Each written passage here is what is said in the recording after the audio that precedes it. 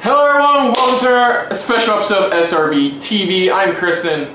How you doing, guys? I'm Edwin for VGX7. Of course, you guys know Edwin. If you follow this channel for the last couple of years, he's been on and off a lot of our reactions, a lot of bigger reactions, a lot of smaller reactions. You definitely may remember us from last year when he was here for the E3 2019 Nintendo Direct reaction. Oh, yes. Still waiting on an update on that, but yeah, this is the first time in a while since this whole pandemic thing began where I actually have a friend over who didn't mind coming over. Yeah, who didn't mind coming over, you know, was like, because if you guys saw our Smash Bros. Reaction, we were having a bit wonky issues, stuff like that. So to make it easier on my brother, we're just recording that he drove all the way from Poinciana, which is pretty far, to be here for this. So I do appreciate him coming all this way for being here. So this is our, so with that being said, this is our reaction to the 2020 New Game Plus Expo. It's a whole, best way to describe it, according to the description I found online, is it's a whole bunch of Japanese publishers, developers together for one big live stream. So we got the publishers confirmed to be here are Sega, Atlas, Natsume, Idea Factory, Spike Chunsoft. Wait, Idea Factory? Yes, it's Idea Factory. And Spike Chunsoft. Nice. Koei Tecmo, Gunpei, Actil, Arc System Works. Oh. So we're definitely probably getting a Guilty Gear character reveal. Because the last one was Ramlethal. Yeah, and then, Ramlethal. And because I see Sega, Arc Systems, and Atlas, I hope the rumors are true about a Persona 5 already. Okay, yeah, I was going to, Axis Games, NIS America, Grasshopper Manufacturer, Way Forward, and SNK. So, okay, one thing we do know going into this is SNK has confirmed that they will be revealing the next character in their Season 2 pass. Yes. So those hoping, looking forward to what's the next one for Sam Show, you know, congratulations, this is going to be it. Maybe some King of Fighters 15 news? Possibly, because they did confirm that it is in development, so maybe we might get a couple highlights. We all saw what happened with King of Fighters 14 and how much of a glow-up we got with the finished product, whereas the trailer was kind of like, it made everyone look like they had like bags under their eyes, like they were completely sleep-deprived, and then the polished models look really good. So it depends on what we got. Samurai Shodown, I'm actually really excited for all my Rimi Ruru maves out there, this is going to be a good one. I'm calling it. I'm calling it now. Okay, yeah, Way Forward is a very good publisher. If Grasshopper's there, probably gonna get some No More Heroes 3 news. It has to be No More Heroes 3. It has to be. They've been advertising. Or they're gonna be, they announced they're gonna be porting 1 and 2 to the Switch, right? Oh no, PS4. PS4? Well, I'm guessing, theorizing, because I don't know. The only confirmed thing I know is Arc System's definitely gonna show off a new character, and SNK showing off Sam Show character. Oh yeah. I'm just taking guesstimates on the other thing. So Grasshopper, maybe No More Heroes 3, maybe announcing they're porting 1 and 2 to the Switch, maybe also not only the Switch, but the, definitive editions, which are the Heroes Paradise ones. Oh right. 1 and 2 coming to not only Switch but PS4 and Xbox One. I forgot. That could be a possibility of porting them while we still wait for 3. Maybe some small news about what's going on 3. Possibly. Maybe announcing that the Travis Strikes Back game may be coming to other systems. Oh yeah. We don't know. That could be a bunch of things. I don't know for the rest of the stuff. So the same with Arc Systems, because like for all my fellow fighting game players out there, you guys know what Arc Systems is all about. So obviously Guilty Gear is going to be a thing. For all my fellow Dragon Ball Fighters players out there, we finally got UI Goku. Who's actually really fun to play, not gonna lie. So maybe we might get a sneak peek of the 3rd character we're getting for the Season 3 Fighters Pass. Yeah. That might be a thing. Because I also see Arc Systems and Sega, we all know Sega owns Atlas, and because Atlas is in there too, those 3 together, we might be possibly seeing a Persona 5 arena, because Atlas did say they want to make another game like that. Only time will tell.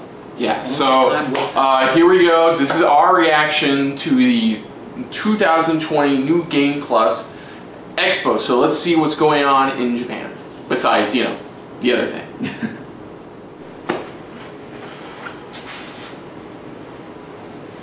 Okay, adjust the volume. You know what I'm also pretty shocked about? What? I'm surprised that Platinum isn't here. Platinum? Yeah. Whatever. Well, because they were teasing Bayonetta 3. They've been teasing Bayonetta 3. Yeah, that's what I'm Hell, curious I remember last year when they went, yeah, I know y'all want Bayonetta 3, but we don't have anything. Yeah, like it's like the start of Final Fantasy VII Remake, like all over again, where like they were teasing it and they never showed gameplay until like a year or so before it happened. Oh, here we go. Once they say follow guys, showcase subject change, but it's a basic official. Okay, what? Sure, guys. Oh! Those wondering, stay safe. Oh! Oh, I know what this is. Yeah, it's Catherine Full Body. It's on the Switch, ain't it? What is this place? It has to be on the Switch. They've been teasing it for the Switch for so long. Back every night. Sure. We all have the same fate here. If you don't want to die, you've got to work. Soundtrack is still rocking, like it always does. Yeah, did it? Yeah, it's coming to Switch in July, right? I believe so. Yeah, and they're even adds a third quote-unquote Catherine. You can't find a way forward. Yeah. You may wish to undo. Retry assist allows you to. Because like, you know what's funny? They teased the original Catherine on Switch as well as Steam, and now they're immediately putting Catherine Full Body on Switch as well. So. This is Catherine Full Body. Wow, they're going direct with this. Nintendo Switch on July 7th. Was that confirmed? Yeah. Okay. Shop, or with your preferred. They confirmed it was going to be in July, like early July. Suda! Hey! Alright! さあ、いよいよ NGPX が始まります。すごい楽しみです。日ゲーマーとして。Man, damn, Nintendo at least nice enough to use Sakurai like a setup. Oh yeah. Suda is like, you can clearly tell it's like at home. Oh dude, you know what's funny? Speaking of Sakurai's live stream, you know that people identified Sakurai's couch? They showed that it can be on sale, like the brand for his couch is on sale for like $1,500 US. I'm surprised. I want that couch. After seeing it for myself, I want that couch. I haven't had a chance to play it. Haven't we all? Same, Suda, same. I got stacked. Oh, they're all Switch games. Oh my god. Has even beat Odyssey. I beat Odyssey. I beat Odyssey earlier this year. Downloaded a bunch of indies. Oh, here we go. Someone was telling me about Azure Striker Gunvolt, and I was like, I'm very well aware of Gunvolt. I was like, are you aware that all the Gunvolt games are on PS4 now? And I told him, hold the phone. I feel like I should tell my brother. No. I should remind him. The quality of Suda is not our fault. It's Suda's fault. No, it's team. It's the poster. They were like, nah, you're fine. Just webcam from home. Yeah, no, I gotta get all 3 Gunvolt games on PS4. Well, I gotta get them all now on PS4. PS4 until the friends over. Okay, the time is now. Time is now, let's do it!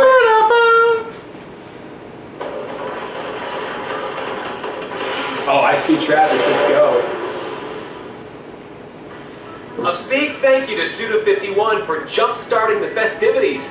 And welcome everyone to the first ever New Game Plus Expo, a showcase of new and upcoming games presented by a coalition of talented developers from Japan. Yeah, this is the first time you're doing the New Game Plus Expo. Pulse-pounding action to engage in puzzle solving and even hardcore storytelling. You're sure to find a lot of excitement in our presentation.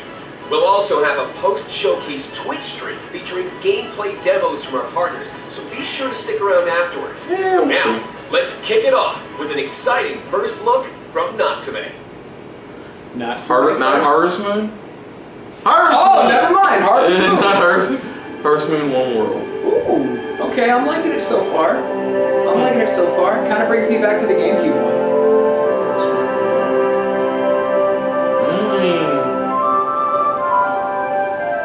Gender chooses back, of course.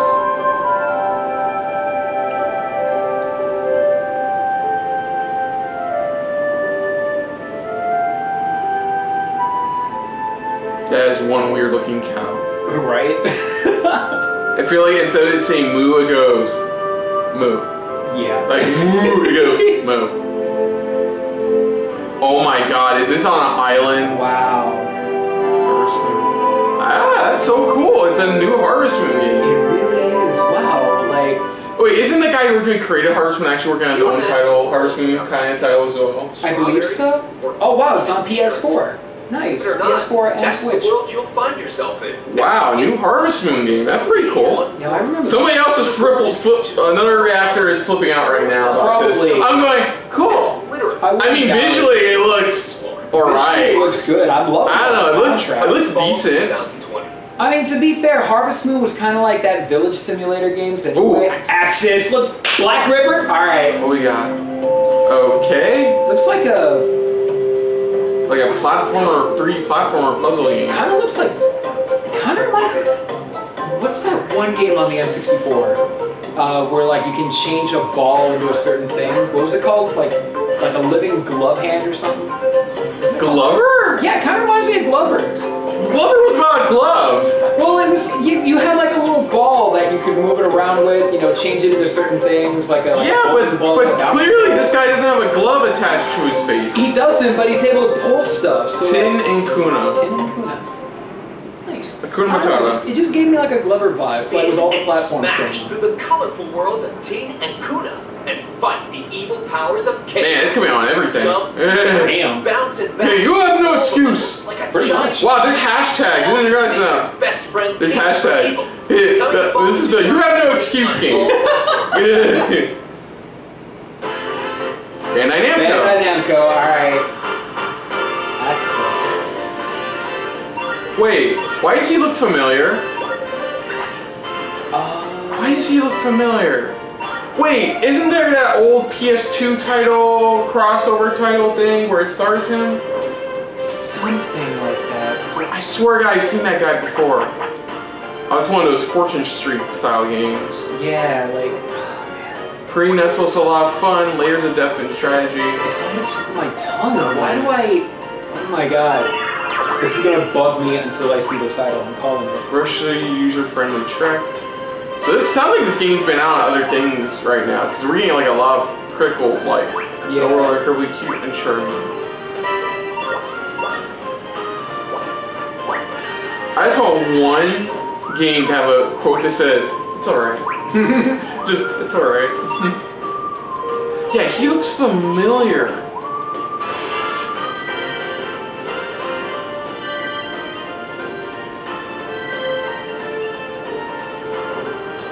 Do they really have all these different districts in Japan? Nice. Angry Attack. The fuck? Muscle Punch. And that girl is jacked. Girl addictive and absolute blast to play. I mean, it looks fun and appealing, so like, kind of like has a little, it's kind of like a little board game JRPG kind of thing. Alright. All new random match mode has been released for the Steam. Yeah, this is it's a port. So it's a release. Okay. Billion Road. Now discounted for the Steam Summer Sale and on Nintendo eShop. Compete against players from all over the world with an all-new online random match mode for the Steam version of Billion Road. Grab your Billion Road while it is 40% off on Steam and Nintendo. God damn! You really want people to play this game? I mean, must. Crab Battle! Yes! Crab Battle! Oh God! Crab Battle! Please tell me it's on every system, please. I want this game. Crab Battle! Oh my God! I've been wanting this for a long time. I forgot the actual name of it, but Fight Crab! Oh my God! Yeah, I remember Maximilian playing this. It just looks so fucking ridiculous. Oh my God! Yeah, that's why I wanted this game. That's why I wanted this game. Crabs with chainsaw. You can take a fucking shark and beat people with it. Yes. I see your shark and I see your knife and raise you a shark. Oh fuck, man. Oh my God. Is that a drill? Oh my God, this thing has a drill. This thing has freaking... What the fuck? I need this in my life. Wait, are those the pods from like pod racing? Oh my God, a lightsaber. When? Just give me a release date. I'll pre-order the shit out of this game, please.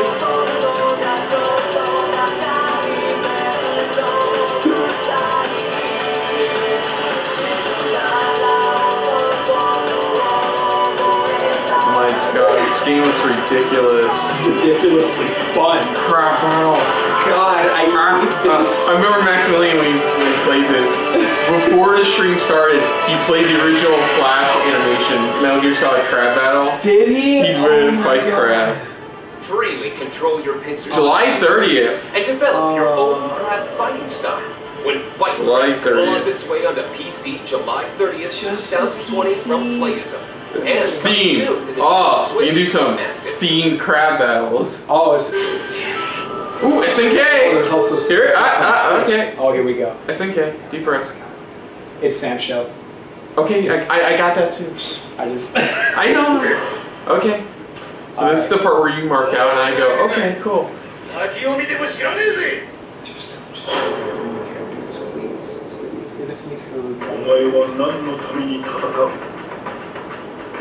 Who the fuck is that? What the absolute Christ? For Honor! What the fuck? They put a character from fucking For Honor? What? I'm even going, what the fuck?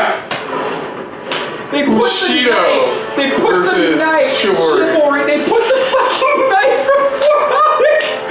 Chivalry Knight from... What the fuck? Like, I know apparently they are working on a For Honor sequel, apparently. Warden. So you play as Warden. Okay, you gotta let me know what I'm looking at here. Oh my god. Okay, so the way how Warden plays is like your typical knight style in For Honor. He's able to parry a lot of stuff. Obviously, he's bulky. He's kind of like in like fighting game terms in For Honor, he's kind of the Ryu of the game. Okay. Not really Ryu, but more like Akuma. You can see he's got like heavy slashes left and right. Obviously, he can dish out damage. He's not good at taking it, so he's kind of, oh god, that's actually not bad. The guy show his name again because I blanked on what his name was. Yeah, Warden. Warden, okay. Sorry, I know you just said, but like, oh June 24th. Oh my god. Yo. Proudly reveal For Honor's The Warden will be heading to Samurai Shodown as a playable DLC character. The final character that was what the fuck. Class 2. The Warden will also be available as individual DLC, scheduled for release from June 24th on all platforms. June 24th. The Warden from For Honor. Never in my life would I have gotten that. Selection's been delayed. Wait, is this the new Spike Chunsoft game that's been done by Once Subaru Emissary? The guy said it's the same guys who made the Royal Selection. You know what? I'll give it to Japan. Yeah, it's another Spike Chunsoft game. Yeah, this definitely gives me the whole I actually played another title they helped with, started playing Kane's Pyro. Oh, nice. Yeah, they actually helped with that. Really? Yeah. Nice. What's the Spike Chunsoft for this game? Nice. Look at that guy. That guy just clearly doesn't give a fuck. Right. Is this another Conception title? No, I see ReZero in there, so likely. Fully supervised by Top End Boss. Is it a ReZero visual? Prophecy of the Throne. ReZero. Life in the Prophecy. I'm just gonna put ReZero. Yeah. ReZero. Starting life in another world. The Prophecy of the Throne is coming to PlayStation 4, Nintendo Switch, and Steam this winter. The Prophecy of the Throne. Like I saw Spike Chunsoft, I thought it was gonna be another Conception game. Was it the Prophecy of the World? The Prophecy of the Throne. The Throne. Thank you. This looks Castlevania-esque. Fallen Legion Revenants. We all have our roles to play in this grand opera. We are attempting to dethrone it from a prison warden. That's prison. Yo.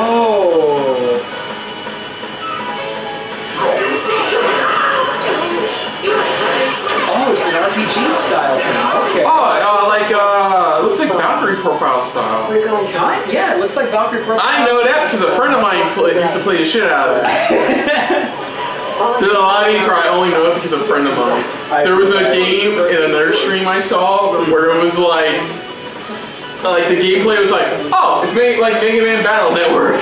Basically. So it's like, I only knew that because our friend is, you know, not just you, but our friend of ours is a big Mega Man fan. Oh yeah, man, right? Yeah. So okay, so crafting system similar to like Valkyrie Profile.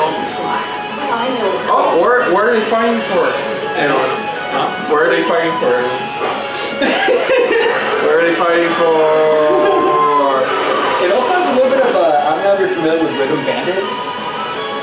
It's the way how they sneak around and stuff like that in there. Kind of gives me the Rhythm Bandit feel. Rhythm Bandit is like when you go like with beats, kind of like 8-beat agents. Fallen Legion Revenants. Revenants is coming to Nintendo Switch and PlayStation 4 in early 2021.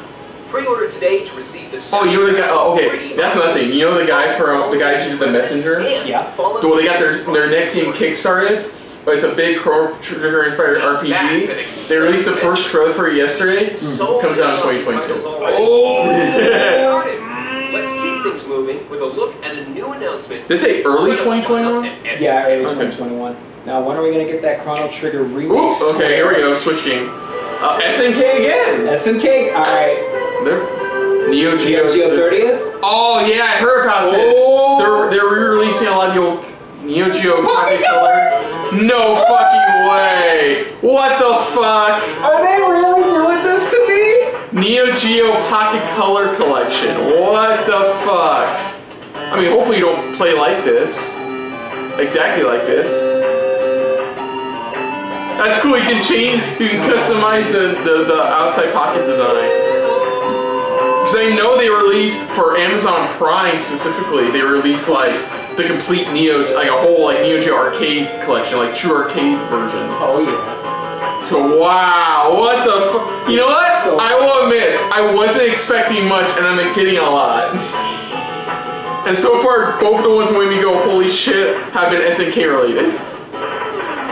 So it's not, what other games? Okay, because I do see like. This is 98. You can definitely tell this is 98. I see KOF, definitely KOF, so what else? I thought I saw Fatal Fury. Just call this. Just call this. Okay. It's the king of, it's KOF 98. So. Blast from the past. Oh, it's just it's a Pocket Color selection. Okay, so it's literally like consoles. Selection. Alongside Samurai Shodown 2 and SNK Gals Fighters, currently available in. You have to remember that part. I'm just putting NeoGeo Pocket Color selection. Alongside Samurai Shodown 2 and SNK Gals Fighters. Yeah, we'll probably rewatch this or look at the official list. Selection releases from SNK heading exclusively to Nintendo Switch summer 2000. Okay, so there's like this is what we got now. More to come. Yeah, so it's literally all of the it's all of the famous fighters. Okay, somebody not SNK really have blown my mind. Falcom? Oh god, tell me this is Cold Steel 4. Cold Steel 4!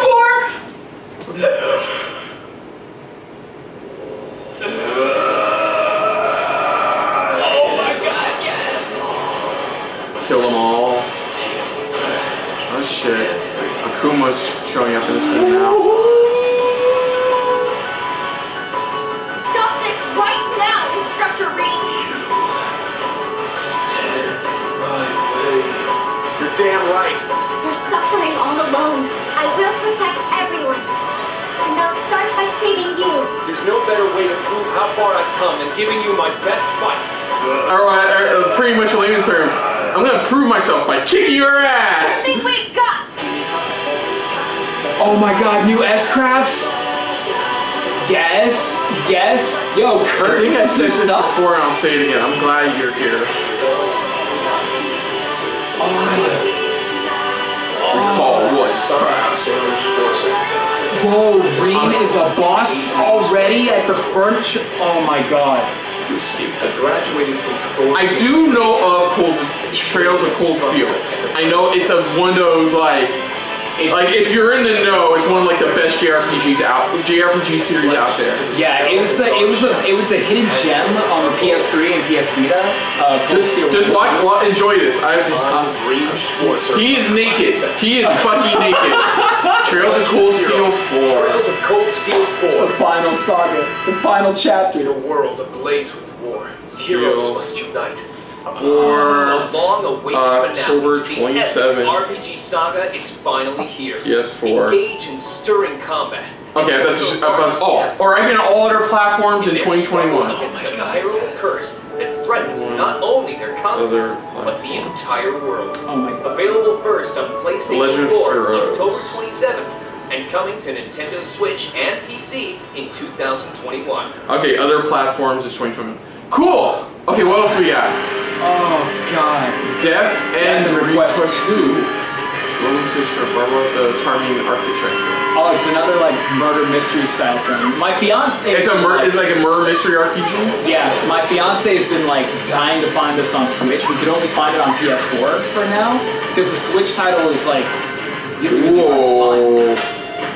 Yeah, in our post you're gonna have to explain some of these games. Oh yeah. I am glad you are fucking here because I would have gotten nothing from these. I'm just so excited about Cold Steel 4. Holy mother of God! Look at that limited edition. It comes with a carry-on bag? Okay. Corpse Party scenario writer. Okay, I don't know how to write this, but I'm gonna try my best. Death and Request. And Death and August 25th, 2020. August 25th. And Steam. August 25th. Oh, it's only on PS4. On For years PS4 and I Steam. dreamed of being an idol, and now my dream has come true. Sure, the pay is bad, and I don't have much time to rest with our busy practice. Ooh, loving the visuals on this but it's all already. for the fans. Oh, it's a idol simulator? Idol business simulator? Yeah, it's an idol business simulator. Wow. It's an idol business simulator. We've spent so long practicing for this concert. Yeah, okay, cool. Kind of sketchy. I know just enough about idol bands to know there's a band out there that has over 46 members. Ever since we hit the top of the chart. Because the Completionists bought their limited edition PSP that includes their lip marks on over 46 different PSP backgrounds. Wow. It's an actual, I'll show you this later. You gotta remind me, I'll show you it later. Recently, I've been spending a lot of time with our manager. And Really? he's always there to vouch for me. Really? I think we're even starting to become close. Really? Okay for us to start going out like this? Do nothing! Do nothing! That's how you make it in life. Do nothing. Managing an idol group, it's been one negative headline after another. I mean, that's what you get when, like, you have over 50,000 members in your idol group. Right decision in backing someone that inexperienced. You know what's my favorite out of the box idol group? I don't think counts as an idol group. Oh, idol manager. But I ended up here instead. Is Baby Metal, where pretty much Baby Metal. where pretty much Japan exec win. You know what marketing happened for Japan? Metal. You're gonna do metal. Yeah. This is first for PC. Idol manager. I think like my favorite. I mean, yeah, it's another J. Oh God, no! Oh no! No!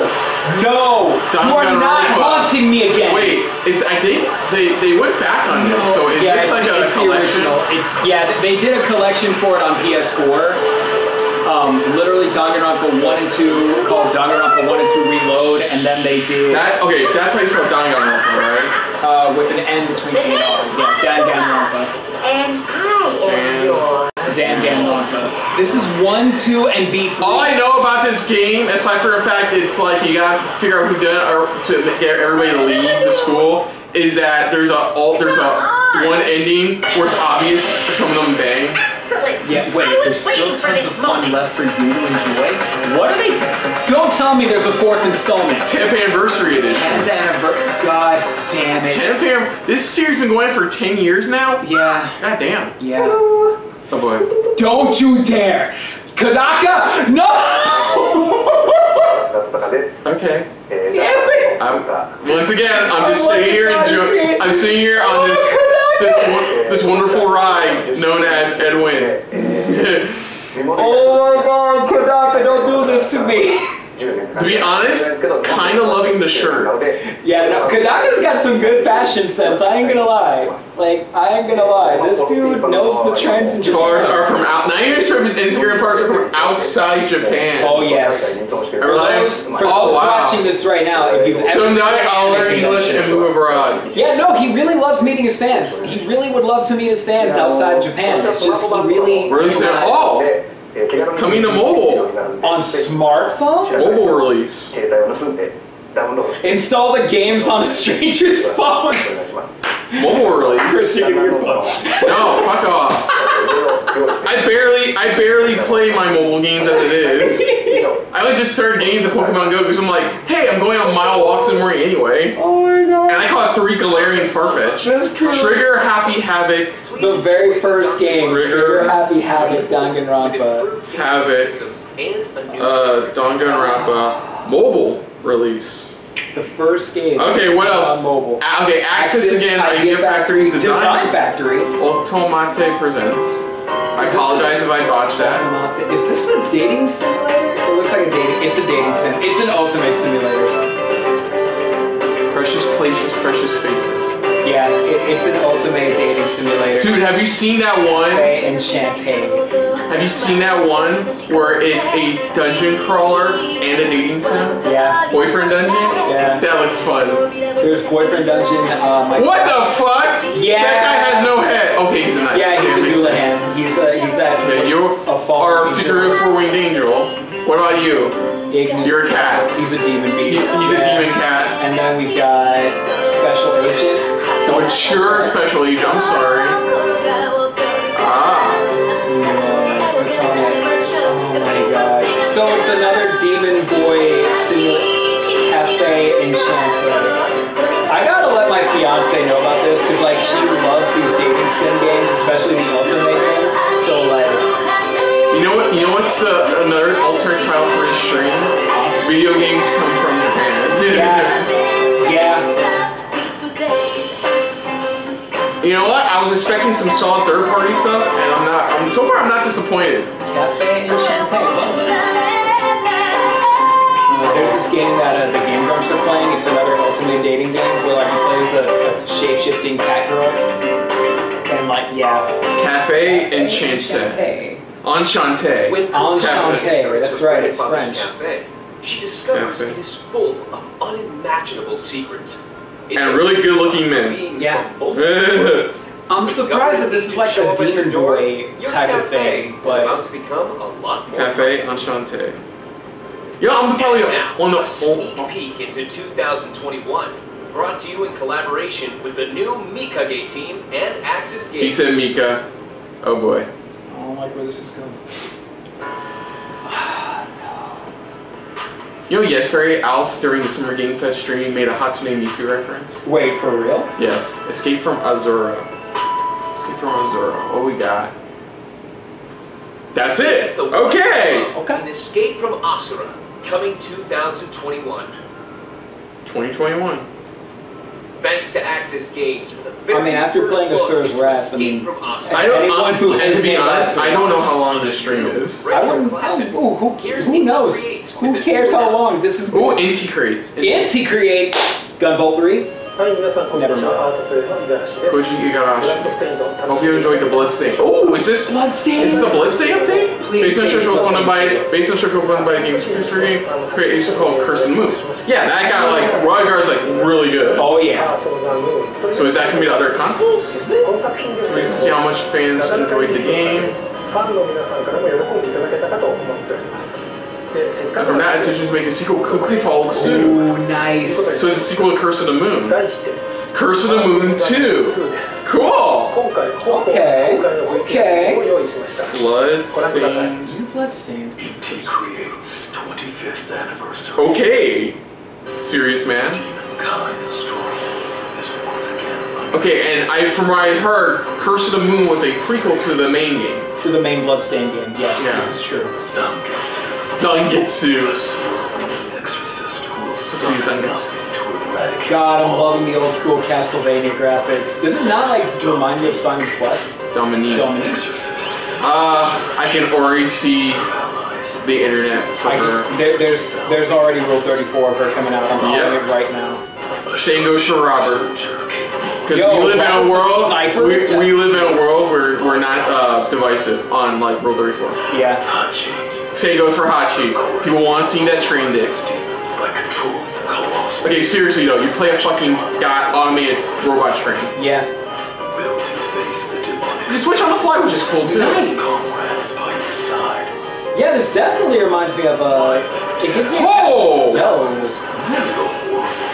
literally gives me a Castlevania 3 vibe right now. Not like how you can swap over with the... What if this works like they're between games? Like, we get Curse of the Moon, then we get Bloodstained, main Bloodstained. Then we get Curse of the Moon 2, then we get Bloodstained 2. You know, I'm actually... Classic style. No release date. I put 2021, but no release date. But I'm surprised. Oh, this is the no excuse. Yeah. No excuse. Real talk, I love how Inti Creates is like that, the savior for everyone who left their corresponding like main companies, so that way they can start their own thing.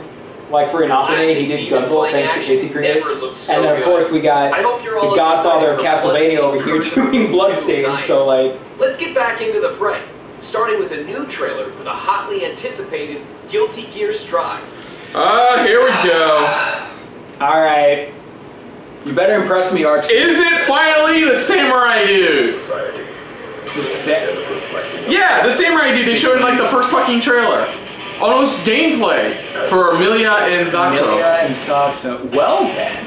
Okay, it's just gameplay. Well, they also show off Millia and Zato, so like... Okay, Zato still looks good. As of right now, the only thing I hate, which I hope they really deep dive fix it, is the fucking UI. It is so bland compared to all their other UIs. Yeah. It is so fucking bland. Well, because they're trying to have the cinematic. But other than that, gameplay-wise, it looks pretty dope. Gameplay-wise, it doesn't look all that bad. After seeing that they the promise of rollback netcode in the full release. The thing is, with rollback netcode, I've seen the drastic changes they made to the gameplay, and a lot of people are sitting there like... No, the beta isn't rollback. The beta isn't rollback. No, I'm not talking about the netcode. I'm talking about the gameplay itself. Okay, like, they showed how they were taking out a lot of features that made Guilty Gear. So, like, the thing being is that, like, okay, so I made Axel Low in Guilty Gear. And someone was telling me, hey, are you going to get Strive? They have Axel confirmed. And I'm like, I don't know. Unless they change that gameplay and put it back to the way I had it in Red. Is that how most people spell Strive like that, or is it just Strive? Yeah, that's how it is. That's it? Yeah. Because technically, I think Strive is the fifth installment in the Guilty Gear series. Because you have Guilty Gear. From what I know, based on what little I know, it is a continuation of the Guilty Gear fighting game. So this is the fourth in the Guilty Gear fighting game saga. Yeah. There is a Guilty Gear 2 overture. There's a Guilty Gear 2 overture. So technically, yeah, you're right. It's no, it is the fourth one because they're highlighting I and V. That's why I asked if that's how you spell it. Okay. Makes sense. Yeah. Makes sense. Gameplay, characters, and innovative netcode. So literally the fourth installment of the Guilty Gear fighting game series. Okay. Oh, Fairy Tail! Oh, the new Fairy Tail game.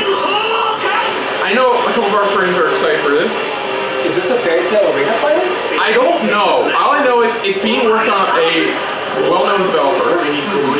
Well-known Japan developer.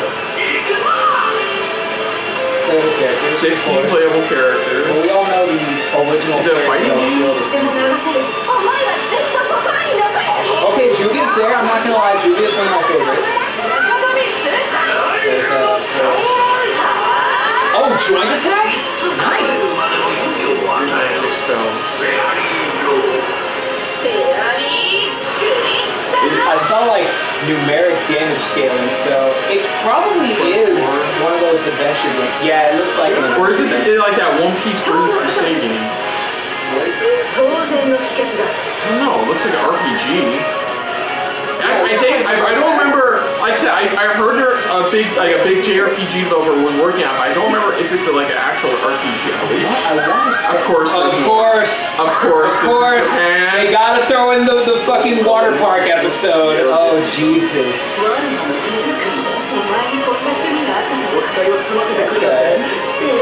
Exclusive content, brother. That guy's looked at Master Cat's happiness.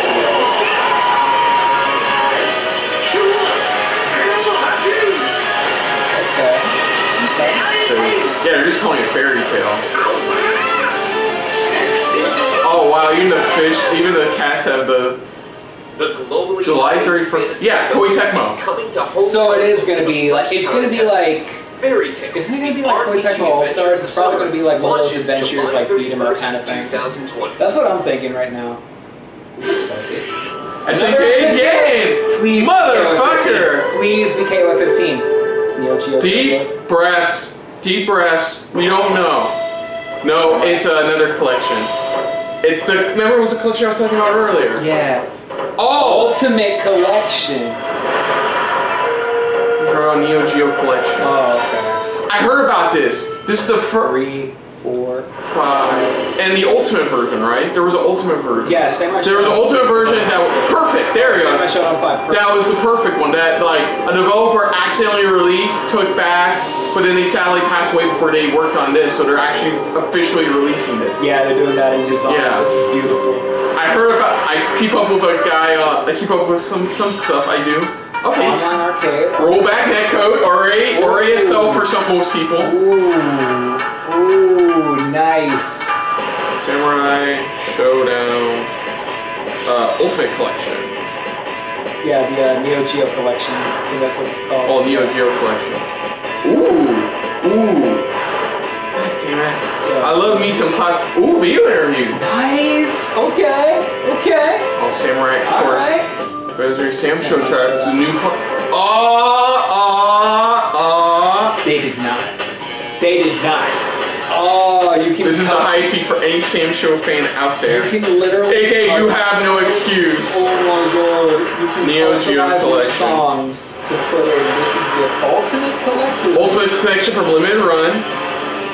Newly drawn illustration from famous artists. Okay, I see Galford. Limited Run, because Limited Run are like, oh, you don't have a collector's edition? We'll fix that. It's like, we'll fix that shit. Dude, it even has the original title. Pre-orders open June 23rd. Oh god, both versions available. Oh Jesus, yes. Pre-orders open today. Pleased to announce that this collection July 28th for the downloadable version. This summer. Featuring an exclusive art book filled with brand new illustrations, special 2 CD. So as of right now, digital only on July 28th. Limited Run, like for her, is like the go-to for like if you don't have a collector's edition but you want a collector's edition. Yeah. It's like you go to them. Yeah. That's how I was able to find Trails of Cold Steel 3 collector's edition. Even after Falcon. We other Axis Idea Factory. It's another dating. Another date. God damn it. Also want to say again, video games come from Japan. Hey look, it's Aizen! That's what I was about to say. It's Aizen! With an eye patch. They went, yeah, you can go ahead, you helped save the world at the end of the last arc. Go ahead. We gonna have, just go ahead. It's called Nocturnal. Okay. I mean, this go ahead, get with some Earth people. Oh snap, yo, you can get into a 3-way relationship in this one? Piofiore Faded Memories. What's with the French? 3 criminal organizations fight for control of Lone City, and Lily discovers she is in the center of their turf. Of course she is. Of course she is. Criminal agencies? Yeah, that didn't look anything like another dating sim. Not at all. No, clearly not. Just like, you're in the middle of 3 criminal organizations. Neptunia? You know what? I'll give them props. Neptunia Virtual Stars. Explain. Okay. Explain. Okay, so the Neptunia franchise, I'm not entirely familiar with it because I'm really late to the Neptunia franchise. But originally, I believe Hyperdimension Neptunia was all about like the JRPG style, and this right here kind of looks like the same people who did Toho, which is a shoot-'em-up project. Are you ready? Looks like Neptune and the game industry goddesses team up with virtual idols to save the planet in this music-based hack and slash. Bet you $5 right now. Hatsune Miku DLC coming. I wouldn't doubt it. I mean, they put Miku as a DLC dancer in Persona 4. Another Switch game. Access. Oh, Nippon Columbia now. Another Ultimate. I know Nippon Columbia. Why did they sound familiar? Oh yeah, they did help produce the soundtrack for the full soundtrack for Breath of the Wild. Yes, they did. Yeah, the actual release for the Breath of the Wild soundtrack. Yeah. Oh. But Japan only right now, I believe. Yeah. Oh, it's called Become a Princess, and I read that as Slave the Castle. I'm like, Pretty Princess Party. Okay. Pretty Princess Party. I'm probably going to end up showing this video after everything's all been uploaded because I want to show her those two. I would not be surprised if you ever record your fiance's reaction and she just strangles you every time some big Japan news comes.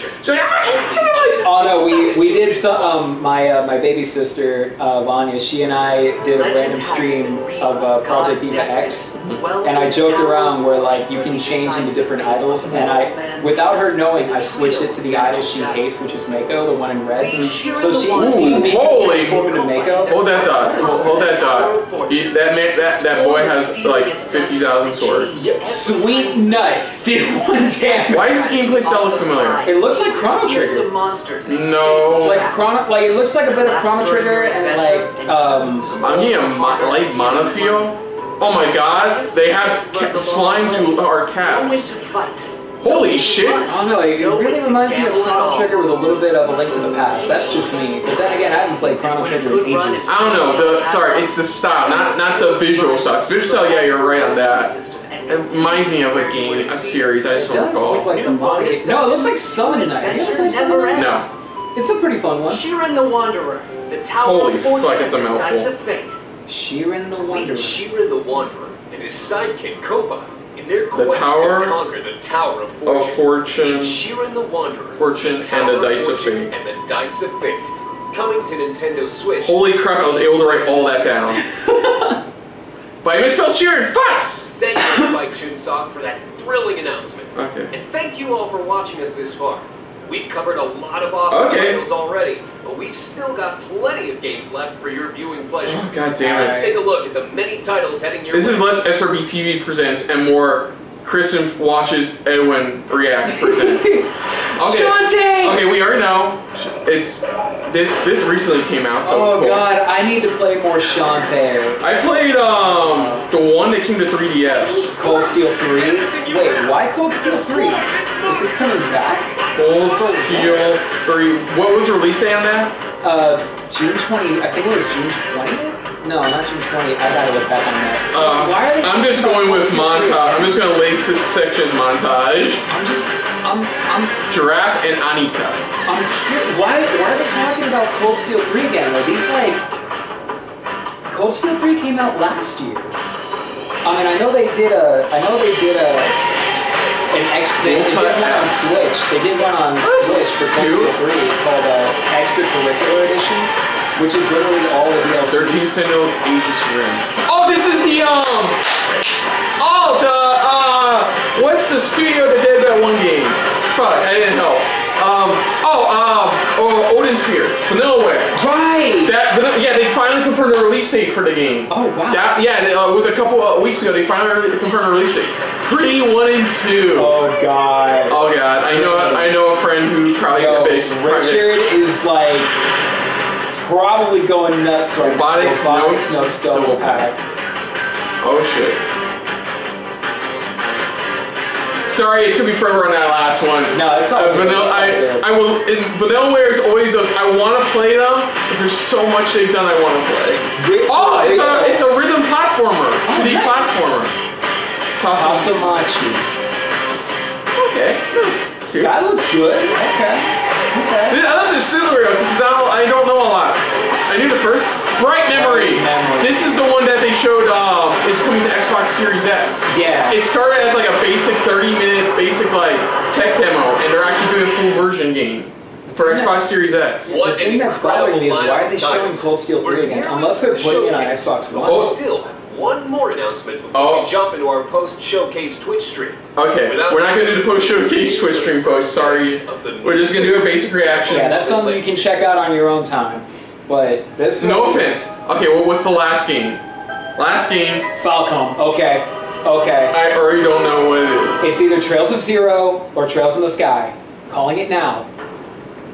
It's Trails in the Sky. It has to be. It's Trails in the Sky? Trails in the Sky takes place during the events of Trails of Cold Steel. Like before Trails of Cold Steel. You'll explain more, but it's that one you just said, right? Oh, it's East. East 9. East. Okay, never mind. East. Okay. It's East 9. Oh. I know 8 was like got some good reviews for East. Yeah. East 8 got Monstrum Nox. East 9. Wow. Damn. Cool. Why is it this? I'm okay with this. Cool. East 9. Entered a prison city. Where shadows and secrets abound. I've got all the red marks on his signature. Probably like one of those outlaws kind of characters. Or like, yeah, it looks like it. and powerful new allies. That all can barely fly. Or jump really high now. Oh look, more crab battle! All those look real good. Not gonna lie, East is known for the battle gameplay, and of course the interesting character development. Which the creatures of the night. Vanquish Batman. Oh, I know what engine they're using. Okay. It's probably saved for post, but East 9 Monstrum Nox. So that's why you guys came out with Tokyo Sanity. Yeah, and Nox was all caps, right? Yeah, I think so. Within the prison city of East 9 Monstrum Nox. To stop the Grimwald Nox, he must ally with his fellow Monstrum and discover the city's secrets in this thrilling action RPG. So Monstrum looks like it's a human, like a human monster hybrid kind of thing. I mean, East is known for their supernatural stuff, so that's okay. Okay. I've seen a lot of stuff from Falcon. Thank you all for tuning in. Good stuff! I'm glad you was here. And big thanks to all of our partners for making this possible. I'm just glad the Trails of Cold Steel 4 has a promised release date. Social media. And check out the New Game Plus Expo website for every trailer, plus links and details for all titles. Oh, thank fucking God. Showcase NGPX.games. NGPX.games. I gotta remember that. By our partners. So that's where I'm going right after we're done here. Go beyond. Go beyond! Don't go anywhere. So that was the New Games Plus, okay, the NGPX Showcase. And, okay, I liked it. Yeah. He loved it. Oh yeah. So we're gonna get right off the bat, we're gonna start talking about this, because it's really good stuff. Oh yeah. They weren't fucking around. They went right in. Okay, yeah, we had the Suda 1 intro saying, hey, you know, hope you guys enjoy. But, you know, it was amazing stuff. They non-fucking stop, man. Holy shit. God, that was... There was only a few times where we got to legit breathe. Yeah. But, one cool thing we found out was the narrator was Sean Chiplock, who most people know as the voice of Rivali in Breath of the Wild. Yep. And from all you Freedom Planet fans, yeah, that was Spade. Cool. I'm okay with that. So we're going to start off with the first game they showed, which was Catherine Full Body, July 7th for Switch. This was just to confirm it's coming to Switch July 7th. Yeah, it kind of...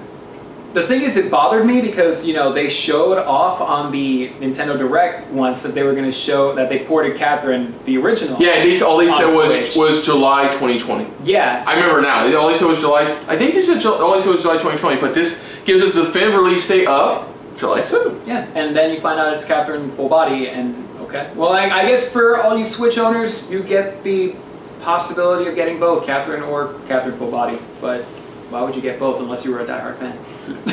Yes, exactly. So that comes out July 7th. Like I said, Suda1 introduced us, said thanks for showing up, you know, enjoy. Oh yeah. Basically. Then we got our first surprise of the event, which is a brand spanking new Harvest Moon game that is not fucking showing up on this listing. They promised all of them. They're lying bastards. Well, yeah. You know I'm right. Yeah. Shut up. You know I'm right. I don't want to say okay, it. so right. Well, but we already know what we saw. Yeah. It is Natsume. It's a full-on new Harvest Moon game, which I don't. I'll look it up, but let me know your thoughts. You got a lot more.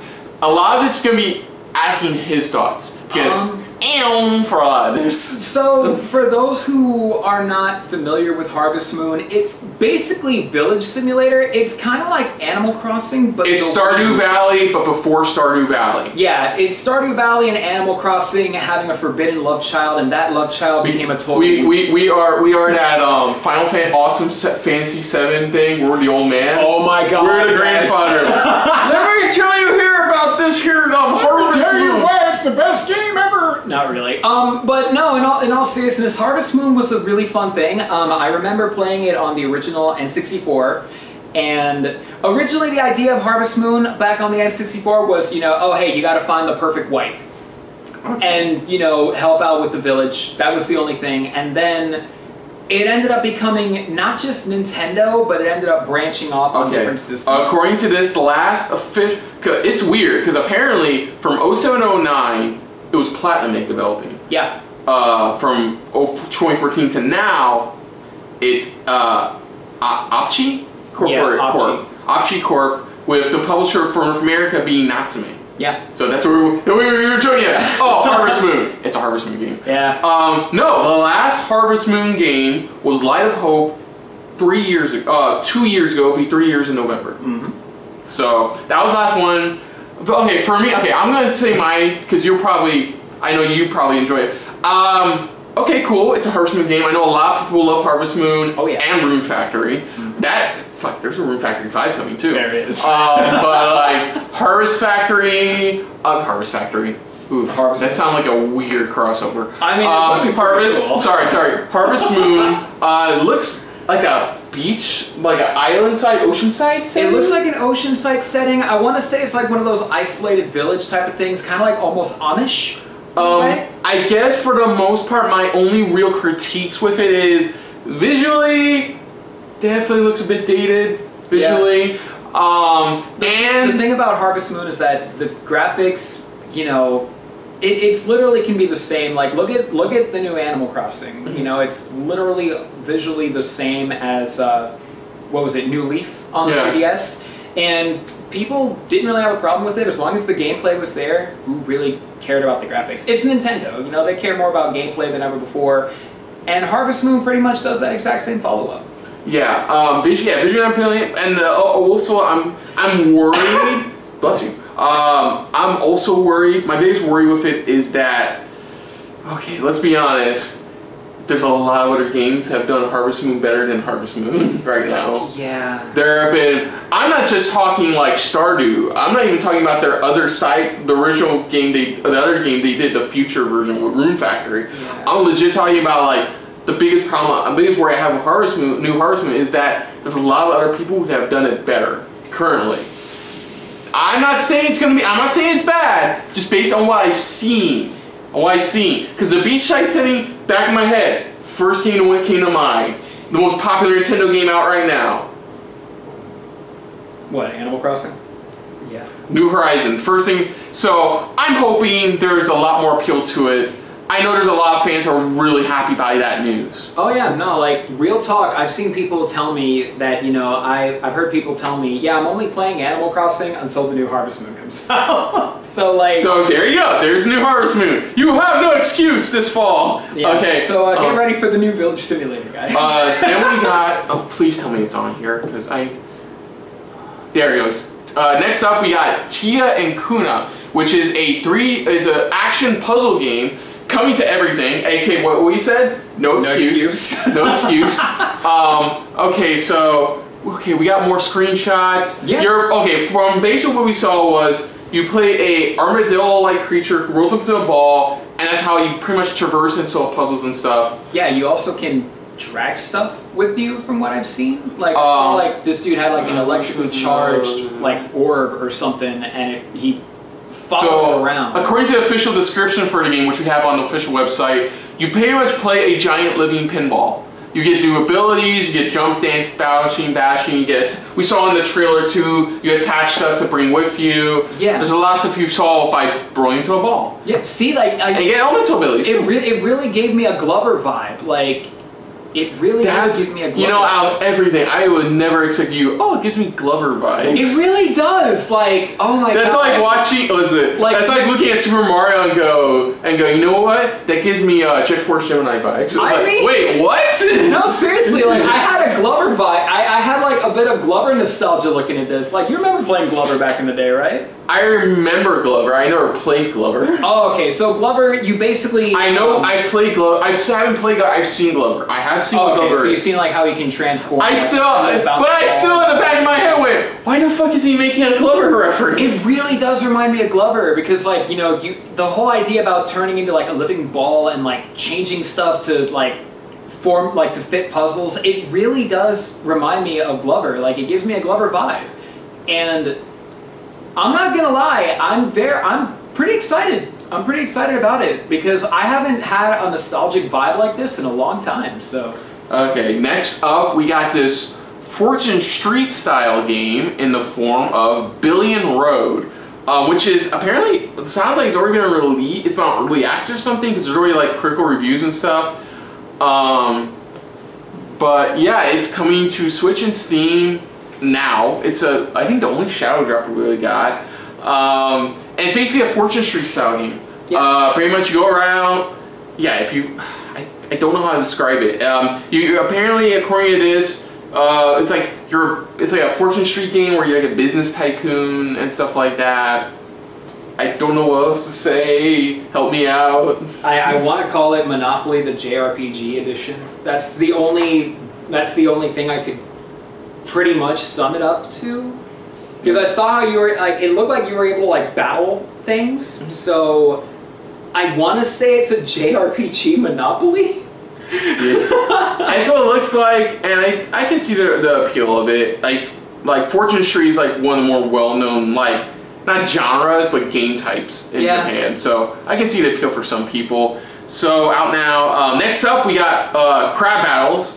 Which is not here. Motherfuckers lied to us. I'm so mad that Fight it's Crab, on Steam. July 30th, coming to Steam because they wanted to make that Steam crab joke. But we saw a lot. Like, we could fight with Steam and Switch, like so knives, swords, lightsabers, chainsaws, a blunt ass shark as a weapon. Yeah, apparently you can grab a shark, beat shark. That looks fun as hell. I can see how appeal for a lot of like online streamers. Yeah, it's on Steam, and they also dropped it off for Switch as well. So you know for a fact I'm gonna get that Switch port. So, oh man. So the other thing we got, the second big thing. I honestly think the second big announcement of the event was the new character for Samurai Shodown Season 2, and it's the Warden from For Honor. He's a chivalry class knight from the game, and he was just carrying a big old claymore. Yeah. This is all you. I mean, don't get me wrong. You saw my reaction. I was generally shocked. Yeah. But let me know what you think. So, when I saw the Warden, when I saw that goddamn knight, you guys probably already noticed, I was cracking up. Like, because out of any... Okay, so, for those who have played Samurai Shodown, you guys know that, you know, when it comes to guest characters, you wouldn't expect SNK to drop a ball like this. Yeah. You know, like, I honestly assumed that as a guest character for Samurai Shodown, I would have thought maybe they would have done something with Namco,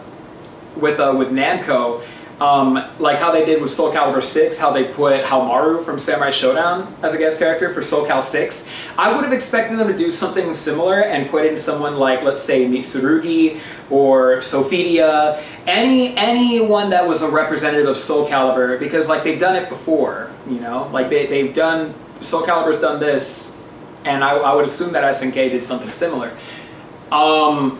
Okay. Oh, Jesus. What are your thoughts on what you've seen of the Warden in combat? I'm not gonna lie, he looks baller. Like, I would have assumed that they would put Samurai, like the Samurai class in there, oh god, I forgot his official name in For Honor. I mean, all I can really say is that I do appreciate them acknowledging swordsmen outside Japan. Well, yeah, I mean, the game is called Samurai Shodown. Like, of course, they're going to have a bunch of... I know already there's a whole bunch of different swordsman types in the game. You don't need to tell me that. I can just... Even one big-titted maid of swords. Iroha? No, we're not talking about that. No, that's for Secret Rule 34. For the most part, I guess I can say I do appreciate them adding that. Yeah. Because Soul Calibur has that. What, like a pretty much an American, like an American character? I'm sorry. Let me rephrase this. Not American character. A non-oriented character. Yeah, non-Japanese character. The closest we're gonna get to a heavy blade like that is probably Siegfried. Probably. Yeah. Because I don't think we have a traditional longsword character like that, other than Siegfried and Nightmare, who are both heavy bladers. Yeah, his combat. Yeah, I can't say anything. That's you. His combat kind of reminds me of how Makoto is in Street Fighter 4 and 3, where like he's got slow startups, but you can definitely see how his combos are really, really on point. How you can cancel into a lot. He basically reminds me. Street Fighter terms, he reminds me of Akuma, because like you can see how he's dishing out a lot of damage, but he the way how his attacks are more wide, how they have more startups, they have a slower startup. I'm pretty sure he's going to be one to give damage, but not take it. So I'm getting Akuma vibes from him.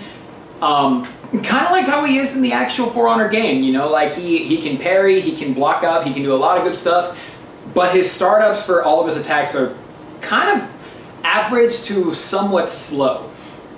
But other than that, I'm pretty excited for Warden. I'm not gonna lie. I'm still shook how they put a character that, you know, a game like For Honor, which is technically a fighting game, like it's even labeled in the genre fighting games. Like you look up PS Store, you go on the PlayStation Store, you're definitely gonna see right there. If you look up fighting game genre, you're gonna see it right there. For Honor. Okay, so the next game we got is ReZero. Oh, sorry. Last thing.